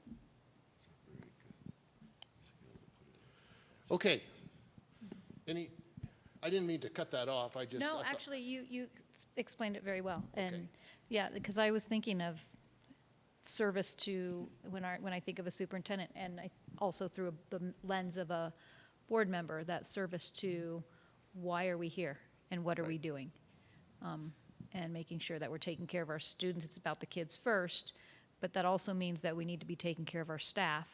And in order to take care of our Absolutely. students and our staff, we need to make sure that we are being responsive to our community. Right. Well said. Okay. If it pleases the board, we can move on to our next task, which is... It pleases the board. I'm Pleases pleased. the board? All right. We're going to talk about stakeholder feedback a little bit. I don't know if you're going to need this or not. Put it in front of you just as reference. Thanks, Lauren. This was really good. So this is the hard copy of what I sent earlier via link, so you can drive it, you can test drive the Genesis or Gemini or whatever. So did you have a chance to look at the soft version of the survey? Okay, great, because it's the devil's in the details. So let me preface this by just telling you my experience with stakeholder engagement. So remember when I made my presentation, I used two adjectives. Authentic is the most, right, and intentional. Mm-hmm. And so, I used extensive as well, but in my comments I said intentional. So to that end, what I would say is we don't want to engage, I don't think, we want to engage with stakeholders simply so that we can say we engaged with stakeholders. Number one, that's insulting to most stakeholders and they figure it out very, very quickly. And number two, it's not an effective use of your time, my time, their time. So what we have found is that in terms of stakeholders, there really are two important time frames and two important methods, if you will, of gathering that feedback. And those time frames are now, as we launch and begin the survey. And then my guess is your stakeholders are also going to want the opportunity at the back end when we get to the point of evaluating finalists. Now that stakeholder engagement can happen a number of different ways. You talked about a couple of them. You said you had 3 groups. Mm-hmm. So you had a staff group, a community group, and the board. Is that how I'm guessing? Or something like that. And students. And students, okay. So that's an important piece at the end. However, that's a little counterintuitive to what I'm about to tell you, in that what we have found is the best and most authentic is open access feedback, not the selection of groups, the appointments of committees, the working through this kind of exercise with BACS or the DAC or whatever acronyms you use. Some of that information can be helpful, but it is not widespread, authentic, true engagement of all stakeholders. Real grassroots stuff. Absolutely. So the reason I sent that survey to you is because we have found, there are a couple of things to that survey that we like to launch as soon as we can. And when I say as soon as we can, I mean like maybe this afternoon, but literally, I don't want to stress Mark, but as soon as we can. He's used to it. We don't need to leave it open for a tremendous amount of time because it's relatively short. It provides a combination of multiple choice and constructive response. That's important because if we just do open, and we don't want to do just multiple choice, right? That paints people into a corner.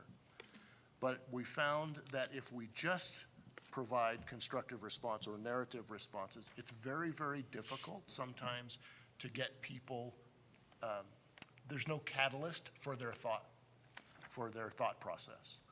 So by starting with a list of very common challenges or criteria or whatever it might be, and then allowing a narrative response to follow up on that, by the time folks go through and see that list, they start thinking, oh, and, yes, and, right? Yes, this is important, and so we allow for the constructive responses there to not force anybody into the corner of just what we provide to them. So, that's why we like to utilize that survey as the primary data gathering tool up front. Ron, yes, Mr. Schwartz. Ron is fine. Mr. Schwartz is my dad. Number one, this is a wonderful beginning and even maybe a middle and end, depending on balance the board's thoughts. And I think we all likely concur that why waste a wonderful opportunity to get feedback from your customers and bucket them. Have you had any experience just adding a box that says any other thoughts to really let us see if there's something brewing, positive, negative, or neutral? Yes, and we can certainly do, so I own this tool, so we can customize this however we want. This is not we also have the ability to work through a third-party vendor, which is K-12 Insight, and it almost looks like something that you would launch, if you were working with bond underwriters and, polling data and all that sort of stuff. I don't like convoluting stuff with search questions and the search process. I like for folks to focus on here. That said, we can add whatever we want to this. And we certainly can, put a comment box at the end. The only caveat I would offer is that becomes, so you'll have, I would guess that you will have in excess of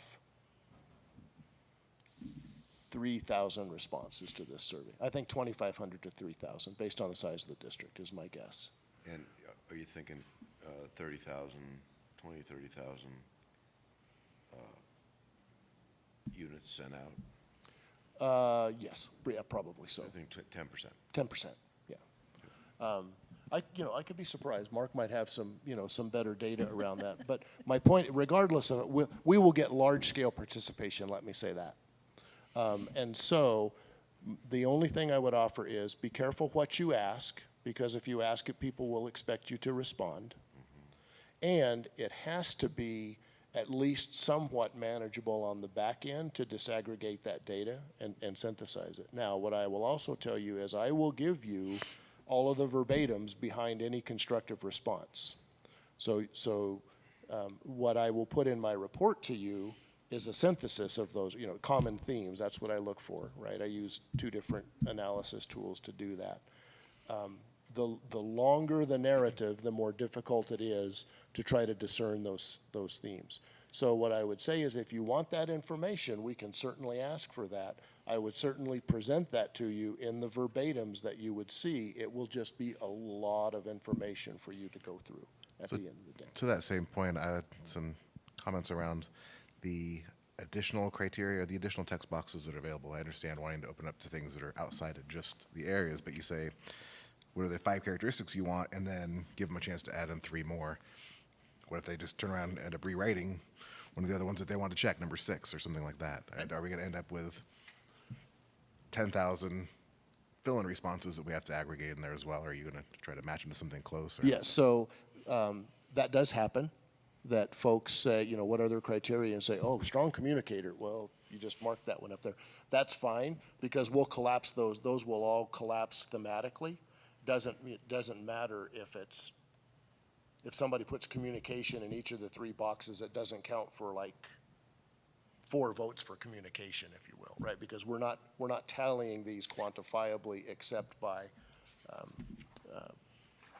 how many times they appeared thematically. So communication would obviously be a theme. We don't say it came up 1,744 times. Right, but it hit the 97th percentile Yeah, or exactly. whatever. And to that point, I just feel like a couple of these could probably be consolidated, but that's something we don't need to nitpick everyone. But when I was going through and filling out for myself, it was 2 or 3 were close enough to what I was trying to say. I should just pick one and then. And I think that, I think the way that we roll this up and synthesize that data, I think it relatively controls for that. I don't know that we need to get, that we're putting anybody at a disadvantage by the boxes that we have in there. But I mean, it's very easy to edit, so Yeah, so a simple survey. if we choose to do that, yeah. So I'm sorry, I didn't know, did you have something to offer about the distribution, or? I numbers? certainly can. We have Oh. about 10,000 phone numbers that we can communicate with. We also have about 35,000 emails that we can communicate with. In addition, you know, if it were the board's direction, we could. 35,000 or 3,500? 35,000. Wow. Yeah, but the phone Yeah. numbers and the emails have got to be redundant. Right. There are some, certainly, that are redundant, but we have about. Net 45,000. We don't have every single email address of every single person in the community. We communicate with a large number of alumni families who have stayed in the district, as well as all families who currently reside in the district. So, And then if there are partner opportunities, right? So like, because this is just a simple link. So we've done things like, you know, maybe we go to the Tri-Lakes Chamber and say, would you please email this? We'll craft the message. Can you send this to your membership list or your communications list? Because it doesn't matter who gets the, who gets the link. If we were asking people to, you know, vote red, blue, or green, we would want to have much greater control over the front end of who gets this survey. And Well, to that end, though, do you do some form of blocking excessive duplicate entries? so we can do we can do 2 things, and one of these will be dependent on direction from you. We can limit responses to 1 per IP address. It's pretty simple to do. Yeah, That limits to 1 per creates household. problems if you have 3 folks in a household that want to do. Right. So the other thing that we can do, and I've had to do this more frequently of late than I've ever had to do it, but I can also, before we start to synthesize, to aggregate the data, I can put it into a flat file, I can sort it by IP address, and then look for duplicates. So if somebody is, you know, truly attempting to Games. stuff the ballot box, if you will, even though there's no ballot intended, it's more important that we do that to make sure that, you know, that not anybody in the community was trying to do something underhanded, but that a spam bot didn't get a hold of it, or, you know, some other, just trying to wreak havoc for havoc's sake. Yeah, I don't think limiting to 1 per IP address itself It works. doesn't, in this context, it usually does not turn out well. We always offer the opportunity, if we do that on the survey, we always close it out with the question, if there is another member of your household that would like to take this survey, click here, forwards an email to me to send another link, right? So, and, you know, in a community like this, I'd probably get several hundred of those. That's why I was curious if the tool did any automatic, like looking for those kinds of duplications or No, not that I know of, because we've never had to get that technical about it. It's just as easy to sort and filter duplicates by It actually seems IP like address. it seems like a good solution as long as it's not too manual for you. No, it's not. It's not. And we've done that before with just recently, one of our surveys where we were able to sort through all the different responses and recognize the commonality of, and sort those out so that they did not skew the results of the survey. So we can do, like you said, the mechanism And exists to do that. This is not a high-stakes survey, right? This Right. is not like we're trying to survey people on bus routes or bell times or, AP offerings or something. 4-day school weeks. Exactly, right? I mean, so I don't mean to say this is not important. This is critically important, but there's a difference between being important and high stakes. So if this were high stakes, we would be much more technical about our approach, but it works. It works with one exception, it's worked everywhere we've used it.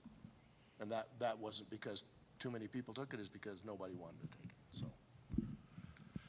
So that's so my recommendation would be that we launch this survey as the primary gathering tool for staff, because as you see, everybody gets to identify their primary connection to the district, right? Staff, community, student, whatever.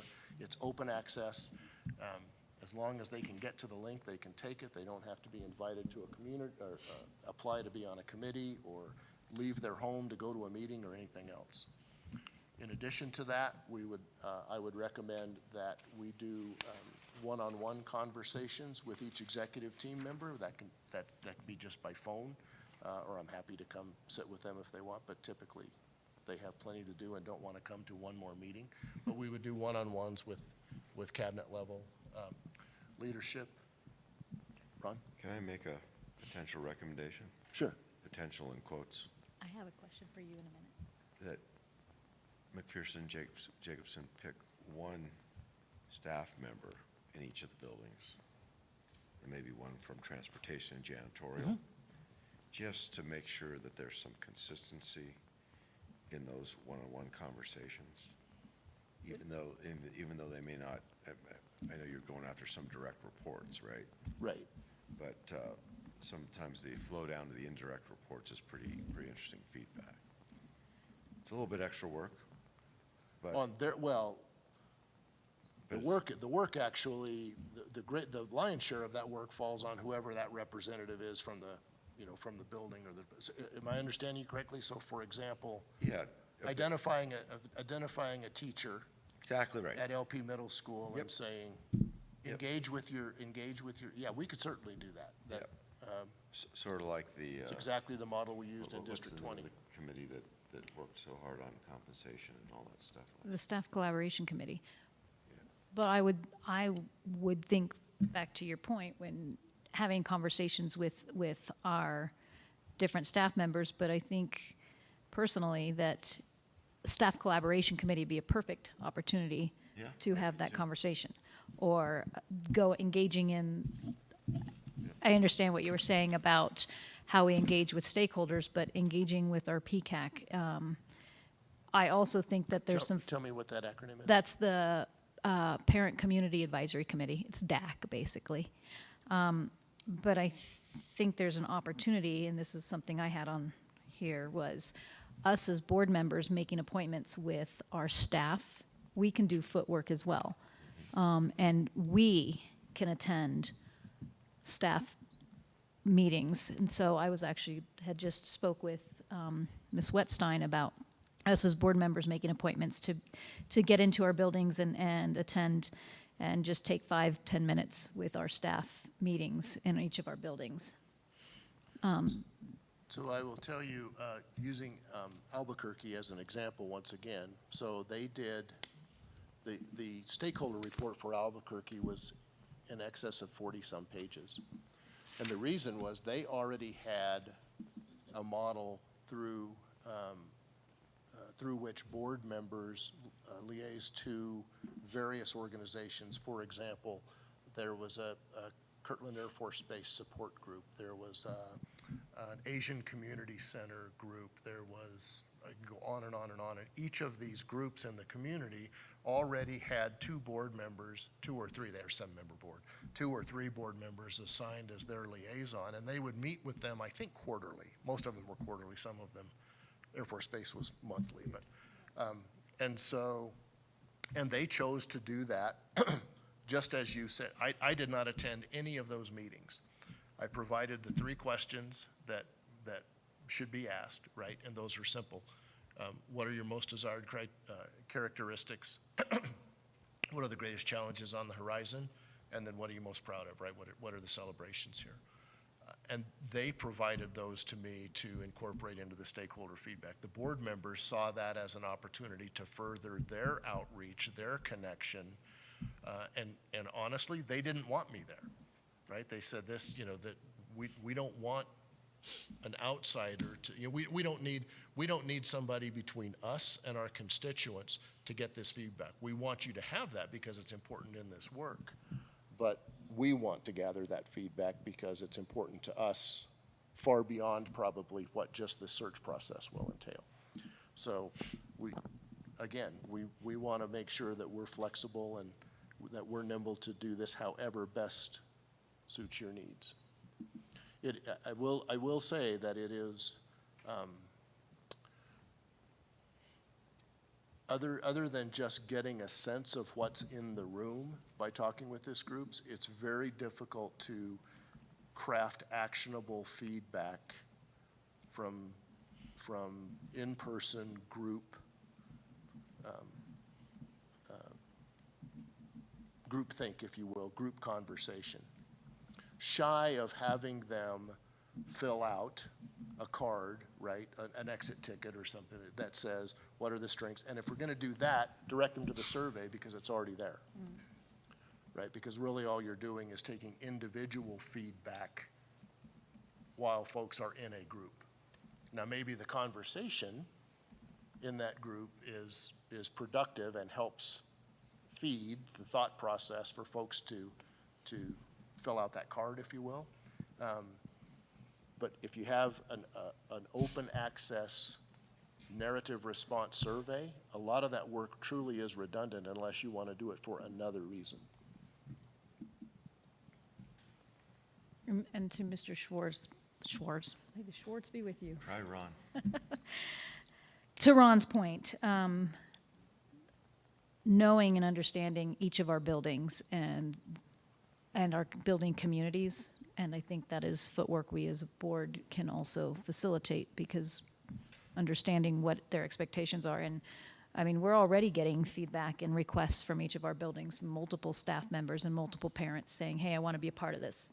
I want to be included in this. So, which typically translates, I want to be on the committee that meets and asks the questions so that I can have direct input into who our next superintendent is. Right. Which is a very, very, very limited number of folks, right? And there's some significant risk associated with that. Significant risk. So with that, that's a good segue. Let me make one more Okay. point. So I said impact up front and then at the back end. And so I didn't get to the point that then when we get to that point where we have public-facing interviews, whether that be public-facing with the public, with the groups, public-facing with you, we'll talk about how you want to handle this later on, but a final sort of wraparound opportunity for folks to weigh in on candidates. Never ask anybody but your board colleagues who you want as your next superintendent. Don't have anybody pick that person but you. That's just puts the board in an untenable situation potentially. So we don't have folks rank candidates. This is my first choice. This is my second choice. Whether they're on committee or not, we have a method by which they provide that feedback, through which they provide that feedback. But we can also have that same methodology applied to the community at large. For example, the way that was operationalized last week in Albuquerque, each of the final candidates attended 4 public forums. One was a VIP breakfast, another was a morning forum, open invitation, another was a staff forum, and the third was a same forum as in the morning but in the evening. We provided QR codes around the room. Those QR codes linked to a simple Google form that asked folks to identify strengths or concerns exhibited by either candidate, right? So I had 4,700 responses to that. wow. That I had to turn around in 36 hours for the board. So it actually, technology that's available, it's not all that, if you're looking to provide high-level analysis, it's not that difficult. Good to have a deadline. It's good to have a deadline. Which, speaking of, before we move on to the last part, speaking of deadline, that goes straight into my question, that it might be a question for Mr. Belcher. When you talked about the survey time frame, Yes. to make sure that we're getting optimal opportunity for responses, Mr. Belcher, you have a pretty good idea, I'm guessing, of a time frame when we put surveys out there where our responses and input comes from. We often have a 2-week runway on that. Does that align with? I have 10 days, 2 10 weeks is fine. Yeah, typically, I think Mr. Belcher would agree with this. We see the vast majority of responses in the first 48 hours, and then huge bumps at whatever point we send an email reminder, Right. this survey's out there. Absolutely. So, yeah, 2 weeks is fine. Yeah, Okay. That's fine. Excellent. And if the board would direct it, we could also place ads in local newspapers and request that it's placed in, partner information share areas. So however broad you want this pushed and however many dollars you want allocated, we can figure that out. I would think that the newspaper will, because they're published only at certain that times, weekly? that might come from forum participation. And I don't know when the next Tribune is set to go out. They but- do Wednesdays, so we would be able to get at least a full week. Okay, because the OCN, we won't see the OCN come out until it's too late, but. Correct. And so, as I said, this survey is ready to go. All I need to do is forward the link to Mr. Belcher, and then whenever, I have February 9th on here for it to begin. If you wanted to launch it tomorrow, you could, right? And then put it out 2 weeks from tomorrow. If you were delayed or not delayed, but if your planning required, some days after that, that's fine too. We would want to have it, I need it for about 10 days. I would need it before March 8th, Okay, March 7th or 8th. I would need to have the ability to have it in flat file data by March 8th. So, and I think you'll be way ahead of that. sound good? Yeah. Okay. Good deal. We'll have you guys coordinate up. Yep. Great. Board, do you have a preference? So I'm sorry, I didn't mean I to. just wanted to make sure that we were all on the same page. Okay. Yeah. And so is the board, do I have thumbs up to reach out individually to org chart folks, have individual conversations with each of them? I'm seeing many Okay. nods. Okay, I will do that, and Mark has Pleases gracious. the board. If it pleases. It's about as royal as I can get. So we'll get that underway. Like I said, that is not overly not a big time commitment on their part. I said, nobody wants another meeting. But we'll do those individually. Tell me a little more about the Staff Collaboration Committee. Is that a group that I should work with Amber or someone to coordinate around, or is that? Yeah, or does- coordinating with Amber is, Or is that, And I guess Alicia. my question is, if you all are going to engage with staff level, or building level faculty or groups, and we have the survey, is that redundant work? I just don't know the makeup or their expectations of that, so. Ms. Wetstein? Yeah, it depends on if the board is committed to going to each staff to solicit input. The Staff Collaboration Committee has representation from all employee groups and all schools as well as departments. So it's a representative group that provides input into district decisions impacting staff. When were you thinking of engaging? Did you have a, Well, so like I said, we're gonna start the survey as quickly as we can. I had on the timeline, let me hand out the timeline. Might be helpful to look at these simultaneously. Amber, when is the next staff collaboration? I don't believe we have one scheduled. We typically schedule them as needed, and so we could schedule one for this task. that's what you decide you want to do. Okay. So I had the just ballparked in there the week of February, sometime during February 12th to 16th to make these schedule calls and do that sort of thing. The one day I'm not available during that week, Amber and I were talking about this before, actually falls on the DAC meeting day. Okay. But again, it's really more about making sure that the time we ask folks to invest and the time that you all and I invest results in some actionable feedback. So far and away, the best activity is the online survey. I'll just tell you that's gonna dwarf everything else we do in this regard. But I'm happy to do whatever. What I would like to do if we do the staff collaboration committee, we should give them a little bit of, we should talk and give them a little bit of homework and direction they before, need warning. before we bring them. 100%. But I also don't want to, scheduling some of these things out and trying to get wide-scale participation is hampered by the time frame in which we're working, right? We don't want to be doing this the same week or after we've selected final candidates, for example. It seems disingenuous to do it in that regard, because what's the purpose? You've already gone this far down the road. So that's just a consideration we need to. From your experience, when you have February 12th through the 16th stakeholder meetings, from your experience, what have you seen works best with those particular meetings? I mean, we talk about staff collaboration. We'd have to have a quick turnaround and homework done for them, but you know, we've often done engage and elevate, where I mean, that's always an option to just have all stakeholders come, but I don't know if that's productive or not. It is not productive. Okay. It makes stakeholders feel good. I will tell you that, right?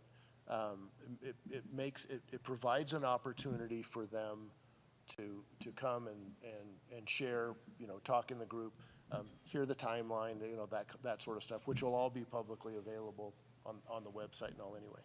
In terms of taking that information, synthesizing it, and really having it be true representative feedback, as opposed to just the loudest voice in the room, it doesn't work. So I can tell you in Albuquerque, 77,000 students, and in Pagosa Springs, 2,400 students, we didn't do any face-to-face group meetings. We engaged with specific stakeholders that the board identified for us, like executive leadership or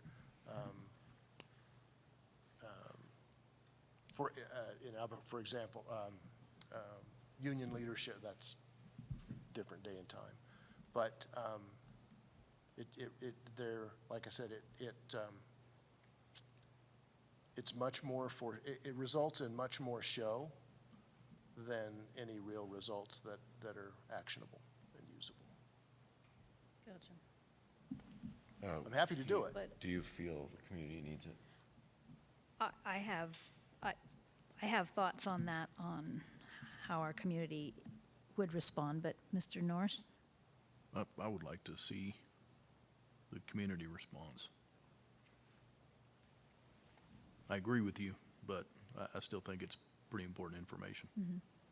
Most of the feedback I've generally gotten from the people I interact with is that they realize it's all for show and they don't feel like anything comes from it. So if we can't show a demonstrated outcome from their participation, then they're going to feel like it's worthless. It's just another That thing it's we're worse. doing. You're saying it's worse because it's an From the insult. feedback I've gotten, yeah. They feel like we do these surveys, we do these community events, but they don't feel like they're really Impact. getting anything from it. Like there's a predetermined outcome almost from the start, and that we're just kind of being guided along to get on the same page. So what would you suggest? I mean, do the things to collect the data, but I don't know that trying to have big community events is going to add much more value, personally. Mr. Schwartz? It's a double-edged sword. Yep. right? It's a no-win situation. I mean, we're talking about adding some events down the road, like community forums and things like that, those where they can interact with potential candidates. I think that's valuable. But a lot of stuff up front, beyond the survey, I don't think adds a lot of value. So I'm struggling to see if there's a way we can do both and achieve something that actually has a degree of significance. And I'm wondering if, and this is purely thrown out of thought, nothing refined or defined. If we look at this timeline, if there were a way to do a community event sometime between March 20th and April 5th, and then if there was pent-up demand to get input into the superintendent selection, it would happen then, right? And we would be providing something, and so at least we might be able to achieve getting that feedback, providing a forum, but not doing it in a manner that is placating and untransparent, right? Just a thought. I'm just searching for a way to achieve both. That would probably be where the forums come in when candidates are selected to meet our stakeholders in our community, would be during that time Yeah, frame. but if we did it if we did it sometime after the 20th, right, that's indicating that the finalists would have been selected, right? So, so now any feedback that you're asking for, which is a good idea, the feedback is targeted, right? Because doesn't need to be about things that aren't germane to the selection of one of those 4 candidates. But if that's the case, I think that opportunity is already built into the calendar with whatever, or we can make sure that one of what is already built into the calendar around the public forums, right, somewhere in that toward the end of the first week of April, achieves that objective, gives folks the opportunity. Anybody can come, gives folks the opportunity to. I'm just thinking we have board meetings, open comments, our email addresses are always available, and then if we have the surveys, I feel like we have enough ways for people to get us that broad feedback in the earlier stages, and that we should respect their time and get them involved when they can actually meet some of our prospective candidates. Yep. So, I didn't mean to interrupt. I will offer one other thought. So, when we talk about stakeholder feedback, right, it can also be that can also be feedback on behalf of the search consultant, right? So, perhaps the best middle ground here is to have a public forum, however you do those public, open invitation, public forums, do it wherever you do it, the Commons at one of the school or wherever, or here, and have me give an orientation to the community on the search process, right? I can talk about timeline, I can share the phases that we go through, what work we've already walked through. If folks are curious about that part, tell them how we work about candidates, what they're gonna see come April, those kinds of things. And then encourage them, if they haven't done so, provide real-time access, QR code or otherwise, to the survey, and encourage them, if they haven't yet done the survey, make sure you do the survey. Because truly, the online survey is the only way for every single person to ensure their voice has equal weight, that their individual voice is heard. Right? Public forums, it's the loudest voice in the room that's heard, typically. So, and we want to be fair to all constituents and give everybody equal voice. So what you just suggested, keeping in mind that we are on a short timeline and thinking about who our community is and who our constituency is, that might be a wise way to go, because there are individuals who aren't going to jump online and check emails, and we often hear what ways are we being open as much as possible to garner more feedback. So because I was thinking in my head, if we did an engage and elevate, what would it look like?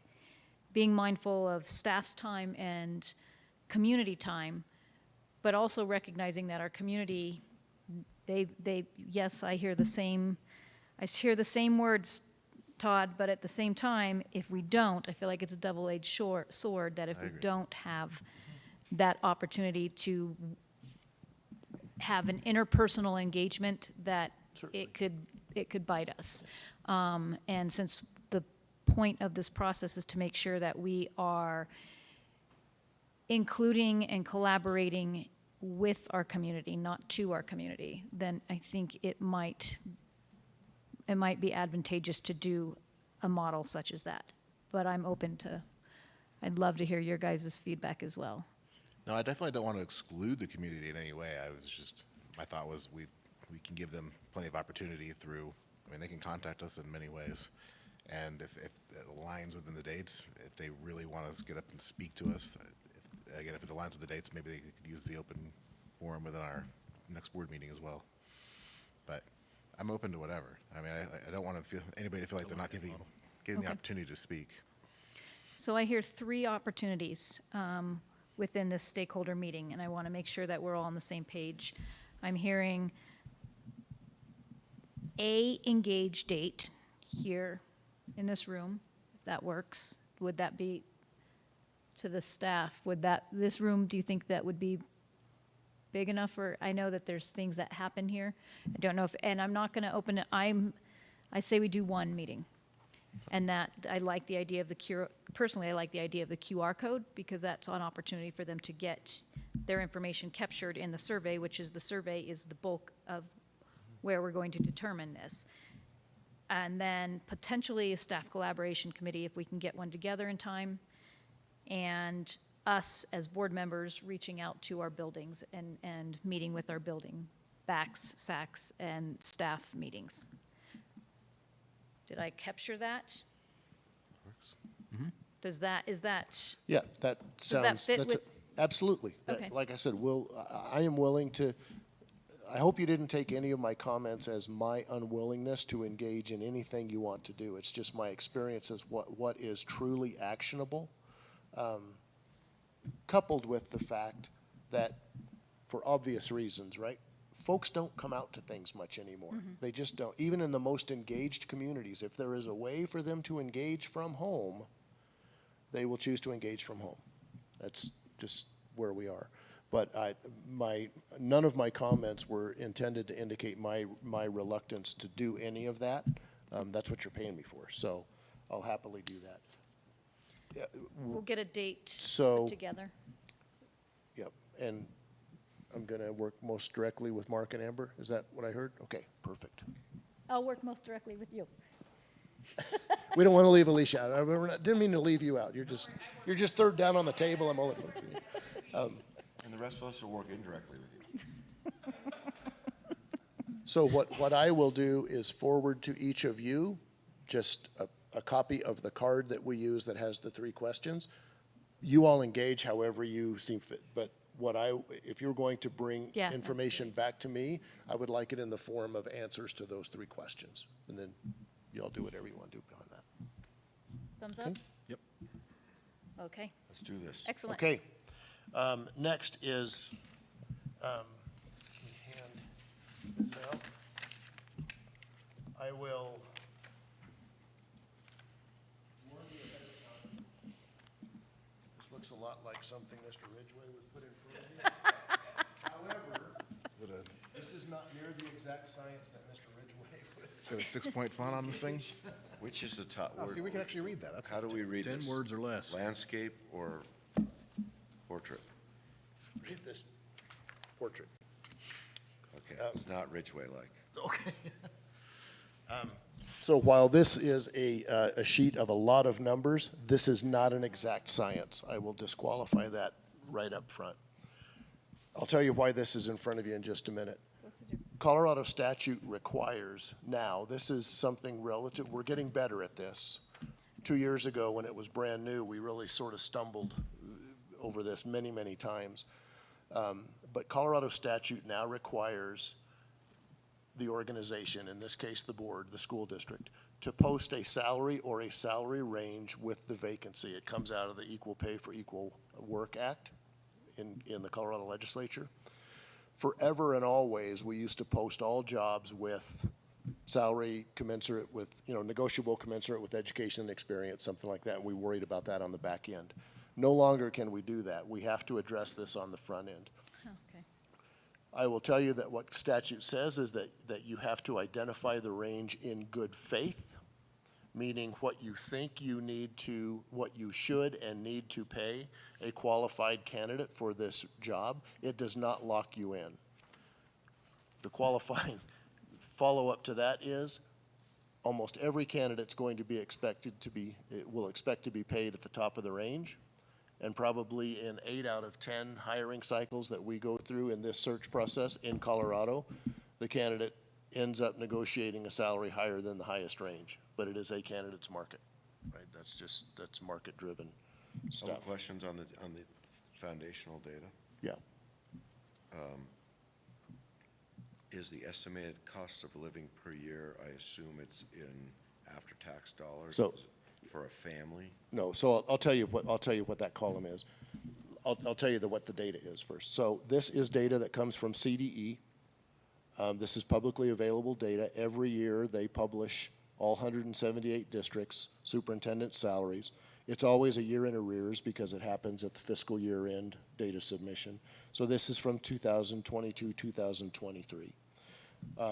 The chart is, these are two different pages. The first one is sorted, excuse me, by salary amount, highest to lowest.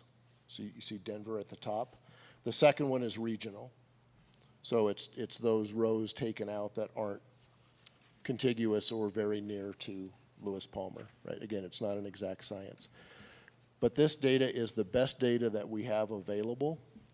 But as any kind of reporting data, it's only good as the data that was reported into the system. So there are myriad flaws in this, depending on how charts of accounts are coded at the local district level and all of that other sort of stuff. The smaller the district, the more wonky it gets because folks serve in multiple roles, maybe principal and superintendent and all. It's really not germane to this because districts that we were looking at in comparison to Lewis Palmer typically don't fall into that category. But the way they categorize their chart of accounts can be a little strange. So the total FTE column, the reported salary column, the enrollment column are all what is directly reported and generated on the CDE spreadsheet. The FTE adjustment column doesn't impact you because doesn't impact this conversation because none of the districts we're talking about have a strange FTE in their calculation.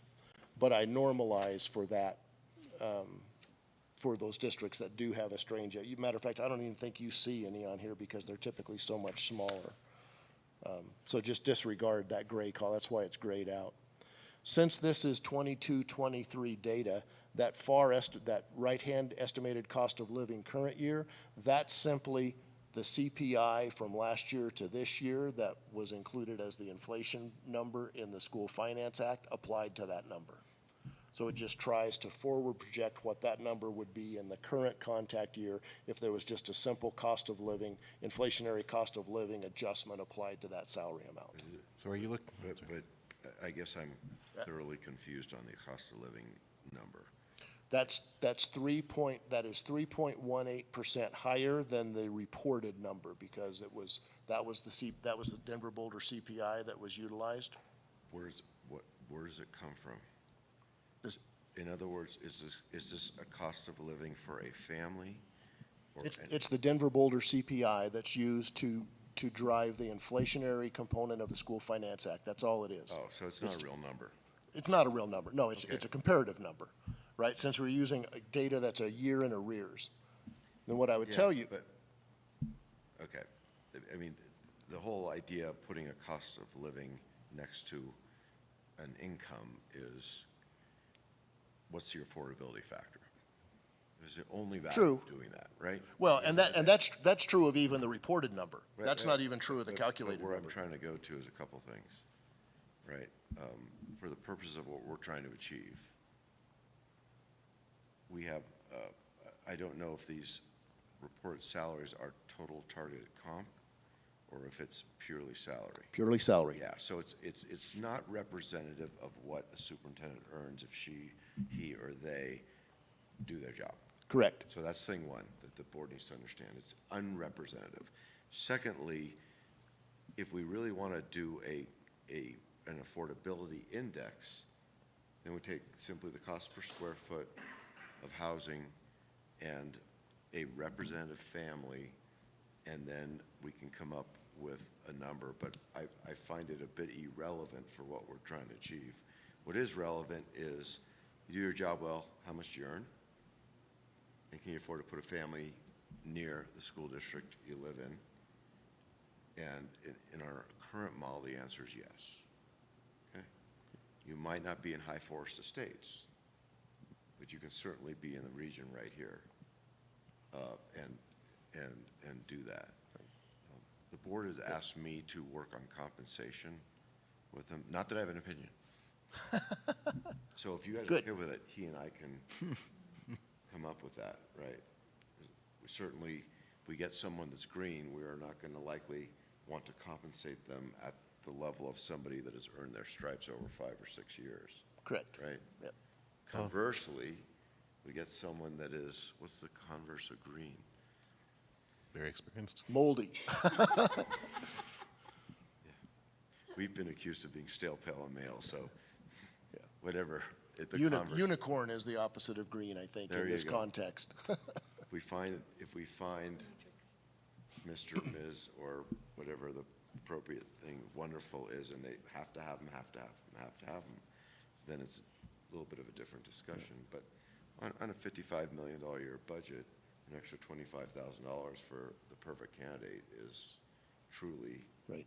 nearing irrelevance, right? And I was going to ask to that point, we're trying to come up with a range, right? I mean, Right. How broad of a range? Is it a $50,000 About range? or- 15% typically is what we see from bottom to top, but Yeah, you can, Oh, that's light, but Yeah. the Put New it wherever Mexico you one's want. pretty wide, if you looked at that. yeah, It's about $50,000. 50,000, yeah. And everybody arrives at this differently, right? So, and Ron, to your point, this is not intended to be anything more than a candidate's view of comparison, because that's what they will look at. And so that's why That's it's, good for us to know. that's why it's sorted two ways. It's sorted by size of district, because that's one of the things that candidates will look at. The other, and I mean in general when looking for a job, and the other is regional. So that's why it's sorted in these two ways. That's a wonderful point and a very valid one. In the spirit of that point, then, can you add one more Mr. Ridgway column? I can try. It won't be a Mr. Ridgway column, but I can try. Well, you could extend out for 43 columns with a pivot table, and that would be Mr. Ridgway quality. But my point is this. Can you just do a quick column on the right of estimated costs of living and divide the FTE adjustment by the estimated cost of living, and you'll get a ratio of salary to cost of living index as viewed by the candidate, not in reality.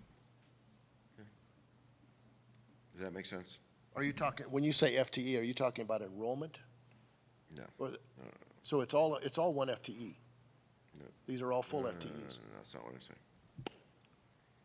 Let's say FTE adjustment and estimated cost of living were columns E and F. Then you create column G on the spreadsheet, and you divide E by F, and you come up with a ratio. For example, Douglas County is nearly 1-to-1. Right? Lewis Palmer 38 is about 0.85 to 1. Yep, so, And that's, if you're a candidate, that's, based on what you just said, that's what they're looking for. yeah. And Can so, you do that for us? Yeah. You have a foundational spreadsheet, right? oh, yeah, Okay, yep, easy. am I right? Yeah. I would add one caveat to the estimated cost of, so in the event, and Lewis Palmer is an example of this, in the event that I know true dollar amount in that column, based on contracts that I have or other, I've actually made that, put the exact number in there. So for example, the D11 number I know is a spot-on number. I know that Lewis Palmer's a spot-on number. The rest are just simply to give, because typically when I step into these conversations, board member, and so I'm glad that you're asking these questions, because typically boards have no idea except for what they're paying. They don't have a global idea of this except for what they're paying their superintendent. And quite honestly, nobody ever criticized a Board of Education member for paying their superintendent too little, right? So we actually So- may be an exception in that regard. We went through a significant exercise in the spring of last year. Yep. And we did an analysis of several different things. I can take that offline with you. Yeah, absolutely, let's And for a do small that. fee, I'll show you what we did. But, yeah, and really, all we're looking for, all we're looking for is the reasonable range that will attract candidates. Exactly right. We just want to hook them in. Yep, that's exactly right. And be prepared to pay whatever the top end of your range is, right? Not just throw a number out there that's not real, Right, but right. we But wouldn't do that anyway. sure, that's Okay. an integrity issue. Is for that, us. Madam President, is that Yes. how we're, Brown, you had, so did you held your finger up? Oh, no, I'm good. You're good, he's good, we're good. okay? All right, thank you, Ron.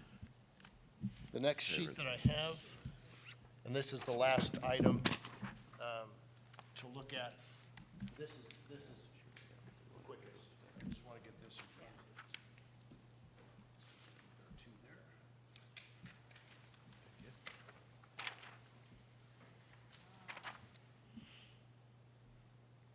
Need Mark for this? So this really is primarily for your edification. So everything that is marked in the yes column on this table is already included in our proposal in your expected expenses. So what I will highlight is, if you look at AASA and top school jobs, the third and fourth X up from the bottom, that's where we get the largest blanket. Those two by far get the most traction. We will have it on the CASE website, we'll have it on the CASB website, we use all of our social media platforms. You're not a member of the greater city schools, you're not large enough, so that doesn't apply there. But this is really like I said, this is mostly for your information, because we've already selected all of the major outlets for advertising, which is what we would do for a district this size and a job of this magnitude. Usually we start with a smaller menu, and then if folks want to pay to add on those, because all the advertising costs are flow through to us. They don't come to us with anything.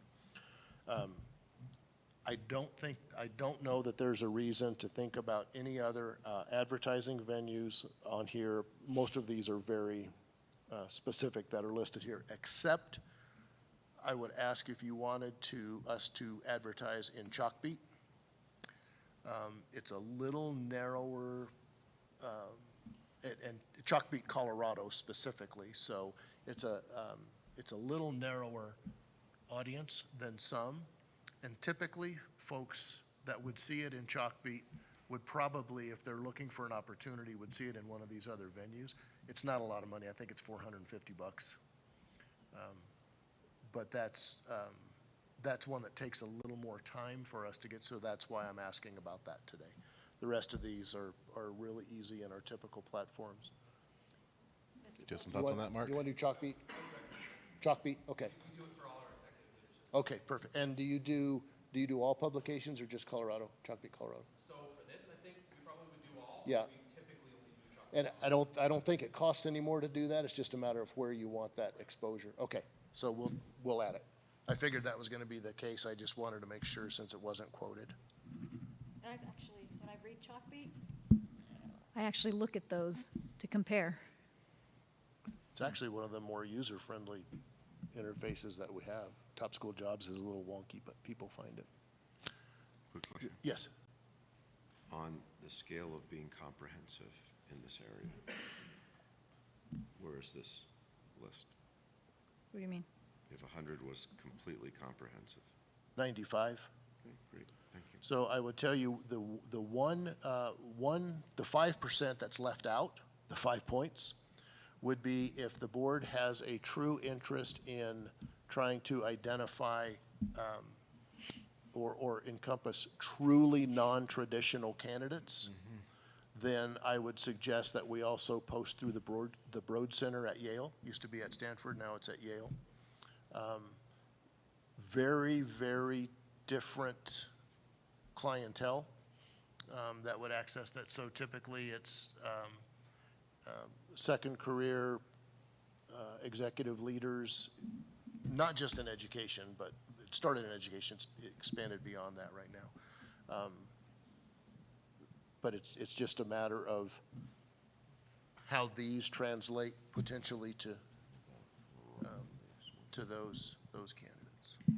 Yeah. For the Colorado Association of School Boards, what about? No, it's the Broad Center. Broad Center. BROAD, the Broad Center at Yale University. And they have a distribution list of their graduates, if you will. It's like business certificate from Harvard kind of thing, right? It's a network-driven, colleague and mentor-driven network for non-traditional school district leaders, typically focused on high poverty, heavily urban. So that's where the ex-general went to Aurora through. That's correct, yeah. Is NABC the same as, that's the National Association of School Boards? No, NAS is the National Association of Black School Educators. What about NASB does not have a job board. Oh, didn't know that. They rely on their state organizations to do that.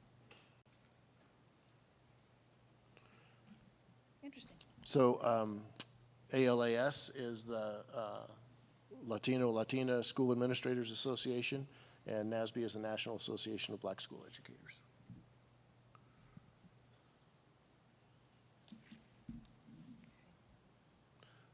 So thoughts on Broad Center, yes or no? What's the additional cost for that? Was it worth going after that additional 5% that we're missing? I wish I could answer that. I'm thinking off the top of my head, Mr. Norris, there isn't a I cost. would think there was not a cost. I think it's not actually a job board. Okay. I think it's a distribution through their Yeah. email list. I know what I used to do is just email the director and say, hey, would you please distribute this? And she or he, depending on the time, would say yes. Now they have an interface to do that. We just don't do it very often, so I'm not being evasive, I just don't really know, but I don't think there's a cost. My gut says if there's not a cost, do it to capture that extra 5%. Okay. It may yield or it may not yield, but if there's a cost, then Minimal value, but yeah. doesn't hurt to try. I'll do this. Let me, if there's no cost, I'll go ahead and put it on there. If there is a cost, I'll just run it. I mean, I can't imagine Okay. it's much. Certainly, yeah. But Perfect. we can, if there is a cost, I'm certain we can absorb it into the fee that's there. It's not that big deal. All right. Okay. So I have one other item. There's nothing to put in front of you, but I do want for you to leave here thinking about your next homework assignment. Really, really bad instructional design, but I'm going to do it anyway. So when we get to the point, and it'll happen here in a couple of weeks-ish somewhere, when we start to develop interview questions, I really want those questions, I want you to own those questions. I have a gazillion questions we can use, but typically I don't dive very deep into any of those questions. I'm going to ask each of you to individually send me 3 questions that really get at the 3 most important things you want to vet or glean from each candidate, because you're going to have to ask each candidate. So I'm going to ask you for 3. You don't have to do this in the next 48 hours. But what I will do is I'll take those, I'll control for any redundancies, because certainly there will be some.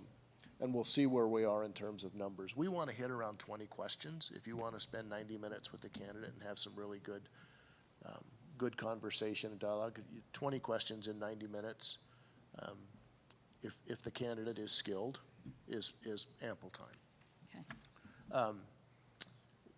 Now, we also, though, have to be a little bit careful about the way that we craft these questions, and you're just going to have to trust me on this, because the script of questions we don't want to bring back and have the board approve, because then they become public information and they're available to any candidate that may end up in the interview process at varying times. And so in order to be equitable through that process, I want as much input from you. I want you to generate the questions, but I will build the script around that, and then fill in the blanks with other things that we don't craft. Ron? In the spirit of equity, can we give you a homework assignment? Sure. Thank you. And somebody just type this up for us and send it out before we do our questions. Oh, yeah, absolutely. I would have done that anyway, yes. Yep. Yep, I think it'll help sure. prompt our thought process. And the other, before we finalize the interview questions, I want to get you, if it works in our timeline,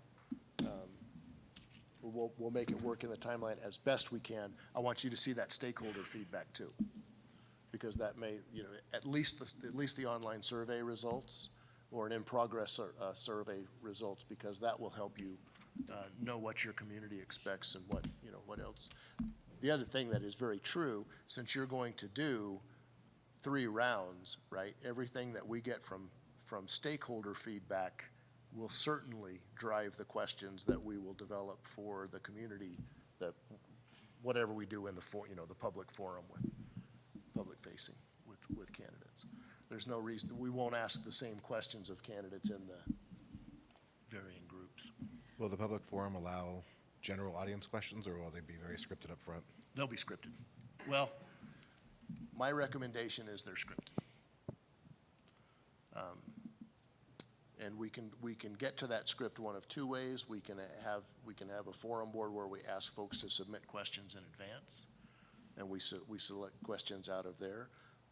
Or we can craft questions based on what are primary interests that are shown in the survey. I would recommend that's more there's a better connection there, right? So we take the top 2 or 3, for example, we'll take the top 2 or 3 challenges that emerged from the survey, and we'll ask candidates to respond to those. I mean, that's coming directly, those issues are coming directly from your constituents.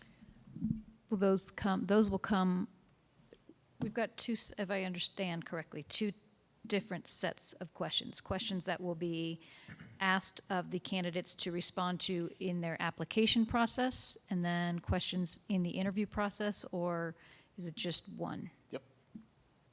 Actually, there are 3, because in between those 2, in between them responding to the criteria in the application, that they have to respond to that narratively, right?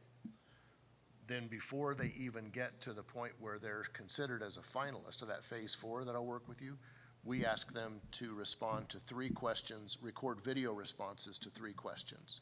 And that really becomes part of their application. That's like application part B, Gotcha. if you will, and you'll get all of those. But for a search like this, we will not ask our just typical generic questions about their leadership style and their experiences. We'll customize those questions a little more specifically to some of this. So we can take some of these off the board, if you will, and have candidates address those earlier on, and not then necessarily recycle them in the script of finalist questions, and still have a really good basket of feedback on candidates or information from candidates. Any final thoughts? Okay, so I heard on advertising, I'm going to look at Chalkbeat and Broad Center. I'm going to work with Mr. Schwartz on the range for posting. You all have your homework just to begin thinking about in the next few weeks. I'm going to ask you for those questions. Is there anything else while I'm a captive audience that you need to know from me? I'm sure if questions come up, we can. Absolutely. You have my contact information, call or email at any time. And then we'll coordinate with staff on a engagement opportunity for us in the buildings and one larger one here. What is your typical start time for community, Mark? Like the community forum, what typical start time, 6:30? 5:30, okay, that's fine, I just was curious. Thanks for your thoroughness. You're very welcome, thank you for the opportunity, I'm looking forward to this. We're gonna get this right. Actually, this, I We're gonna don't know get this about really right. the rest of my board, but everything that's been laid out here I have a sense of confidence that we're right on track, we're doing good. I feel like we know what we're doing, we know what next steps are. Well, you've been through a successful superintendent search, so we're hoping you can bring your, Do we do it in threes? We did it in threes. What else do you ask for? And I would, if I were a gambling man, which I am, I would bet that when you get your stakeholder feedback and your surveys, it will be so very closely aligned to what's on these charts behind me, you'll be amazed. That means so, too. that they elected the right people, yeah. That's exactly right. Thank you so much. And you heard them. You listen to them and you hear them, so. We will lean in and listen more. Thank you. Well, thank you so much. Thank you. Thank you, thank you. My car smells like sour milk, by the way. Perfect. I have a logistics question. It has nothing to do with this. So, for example, Yes, sir. when I get these lists done,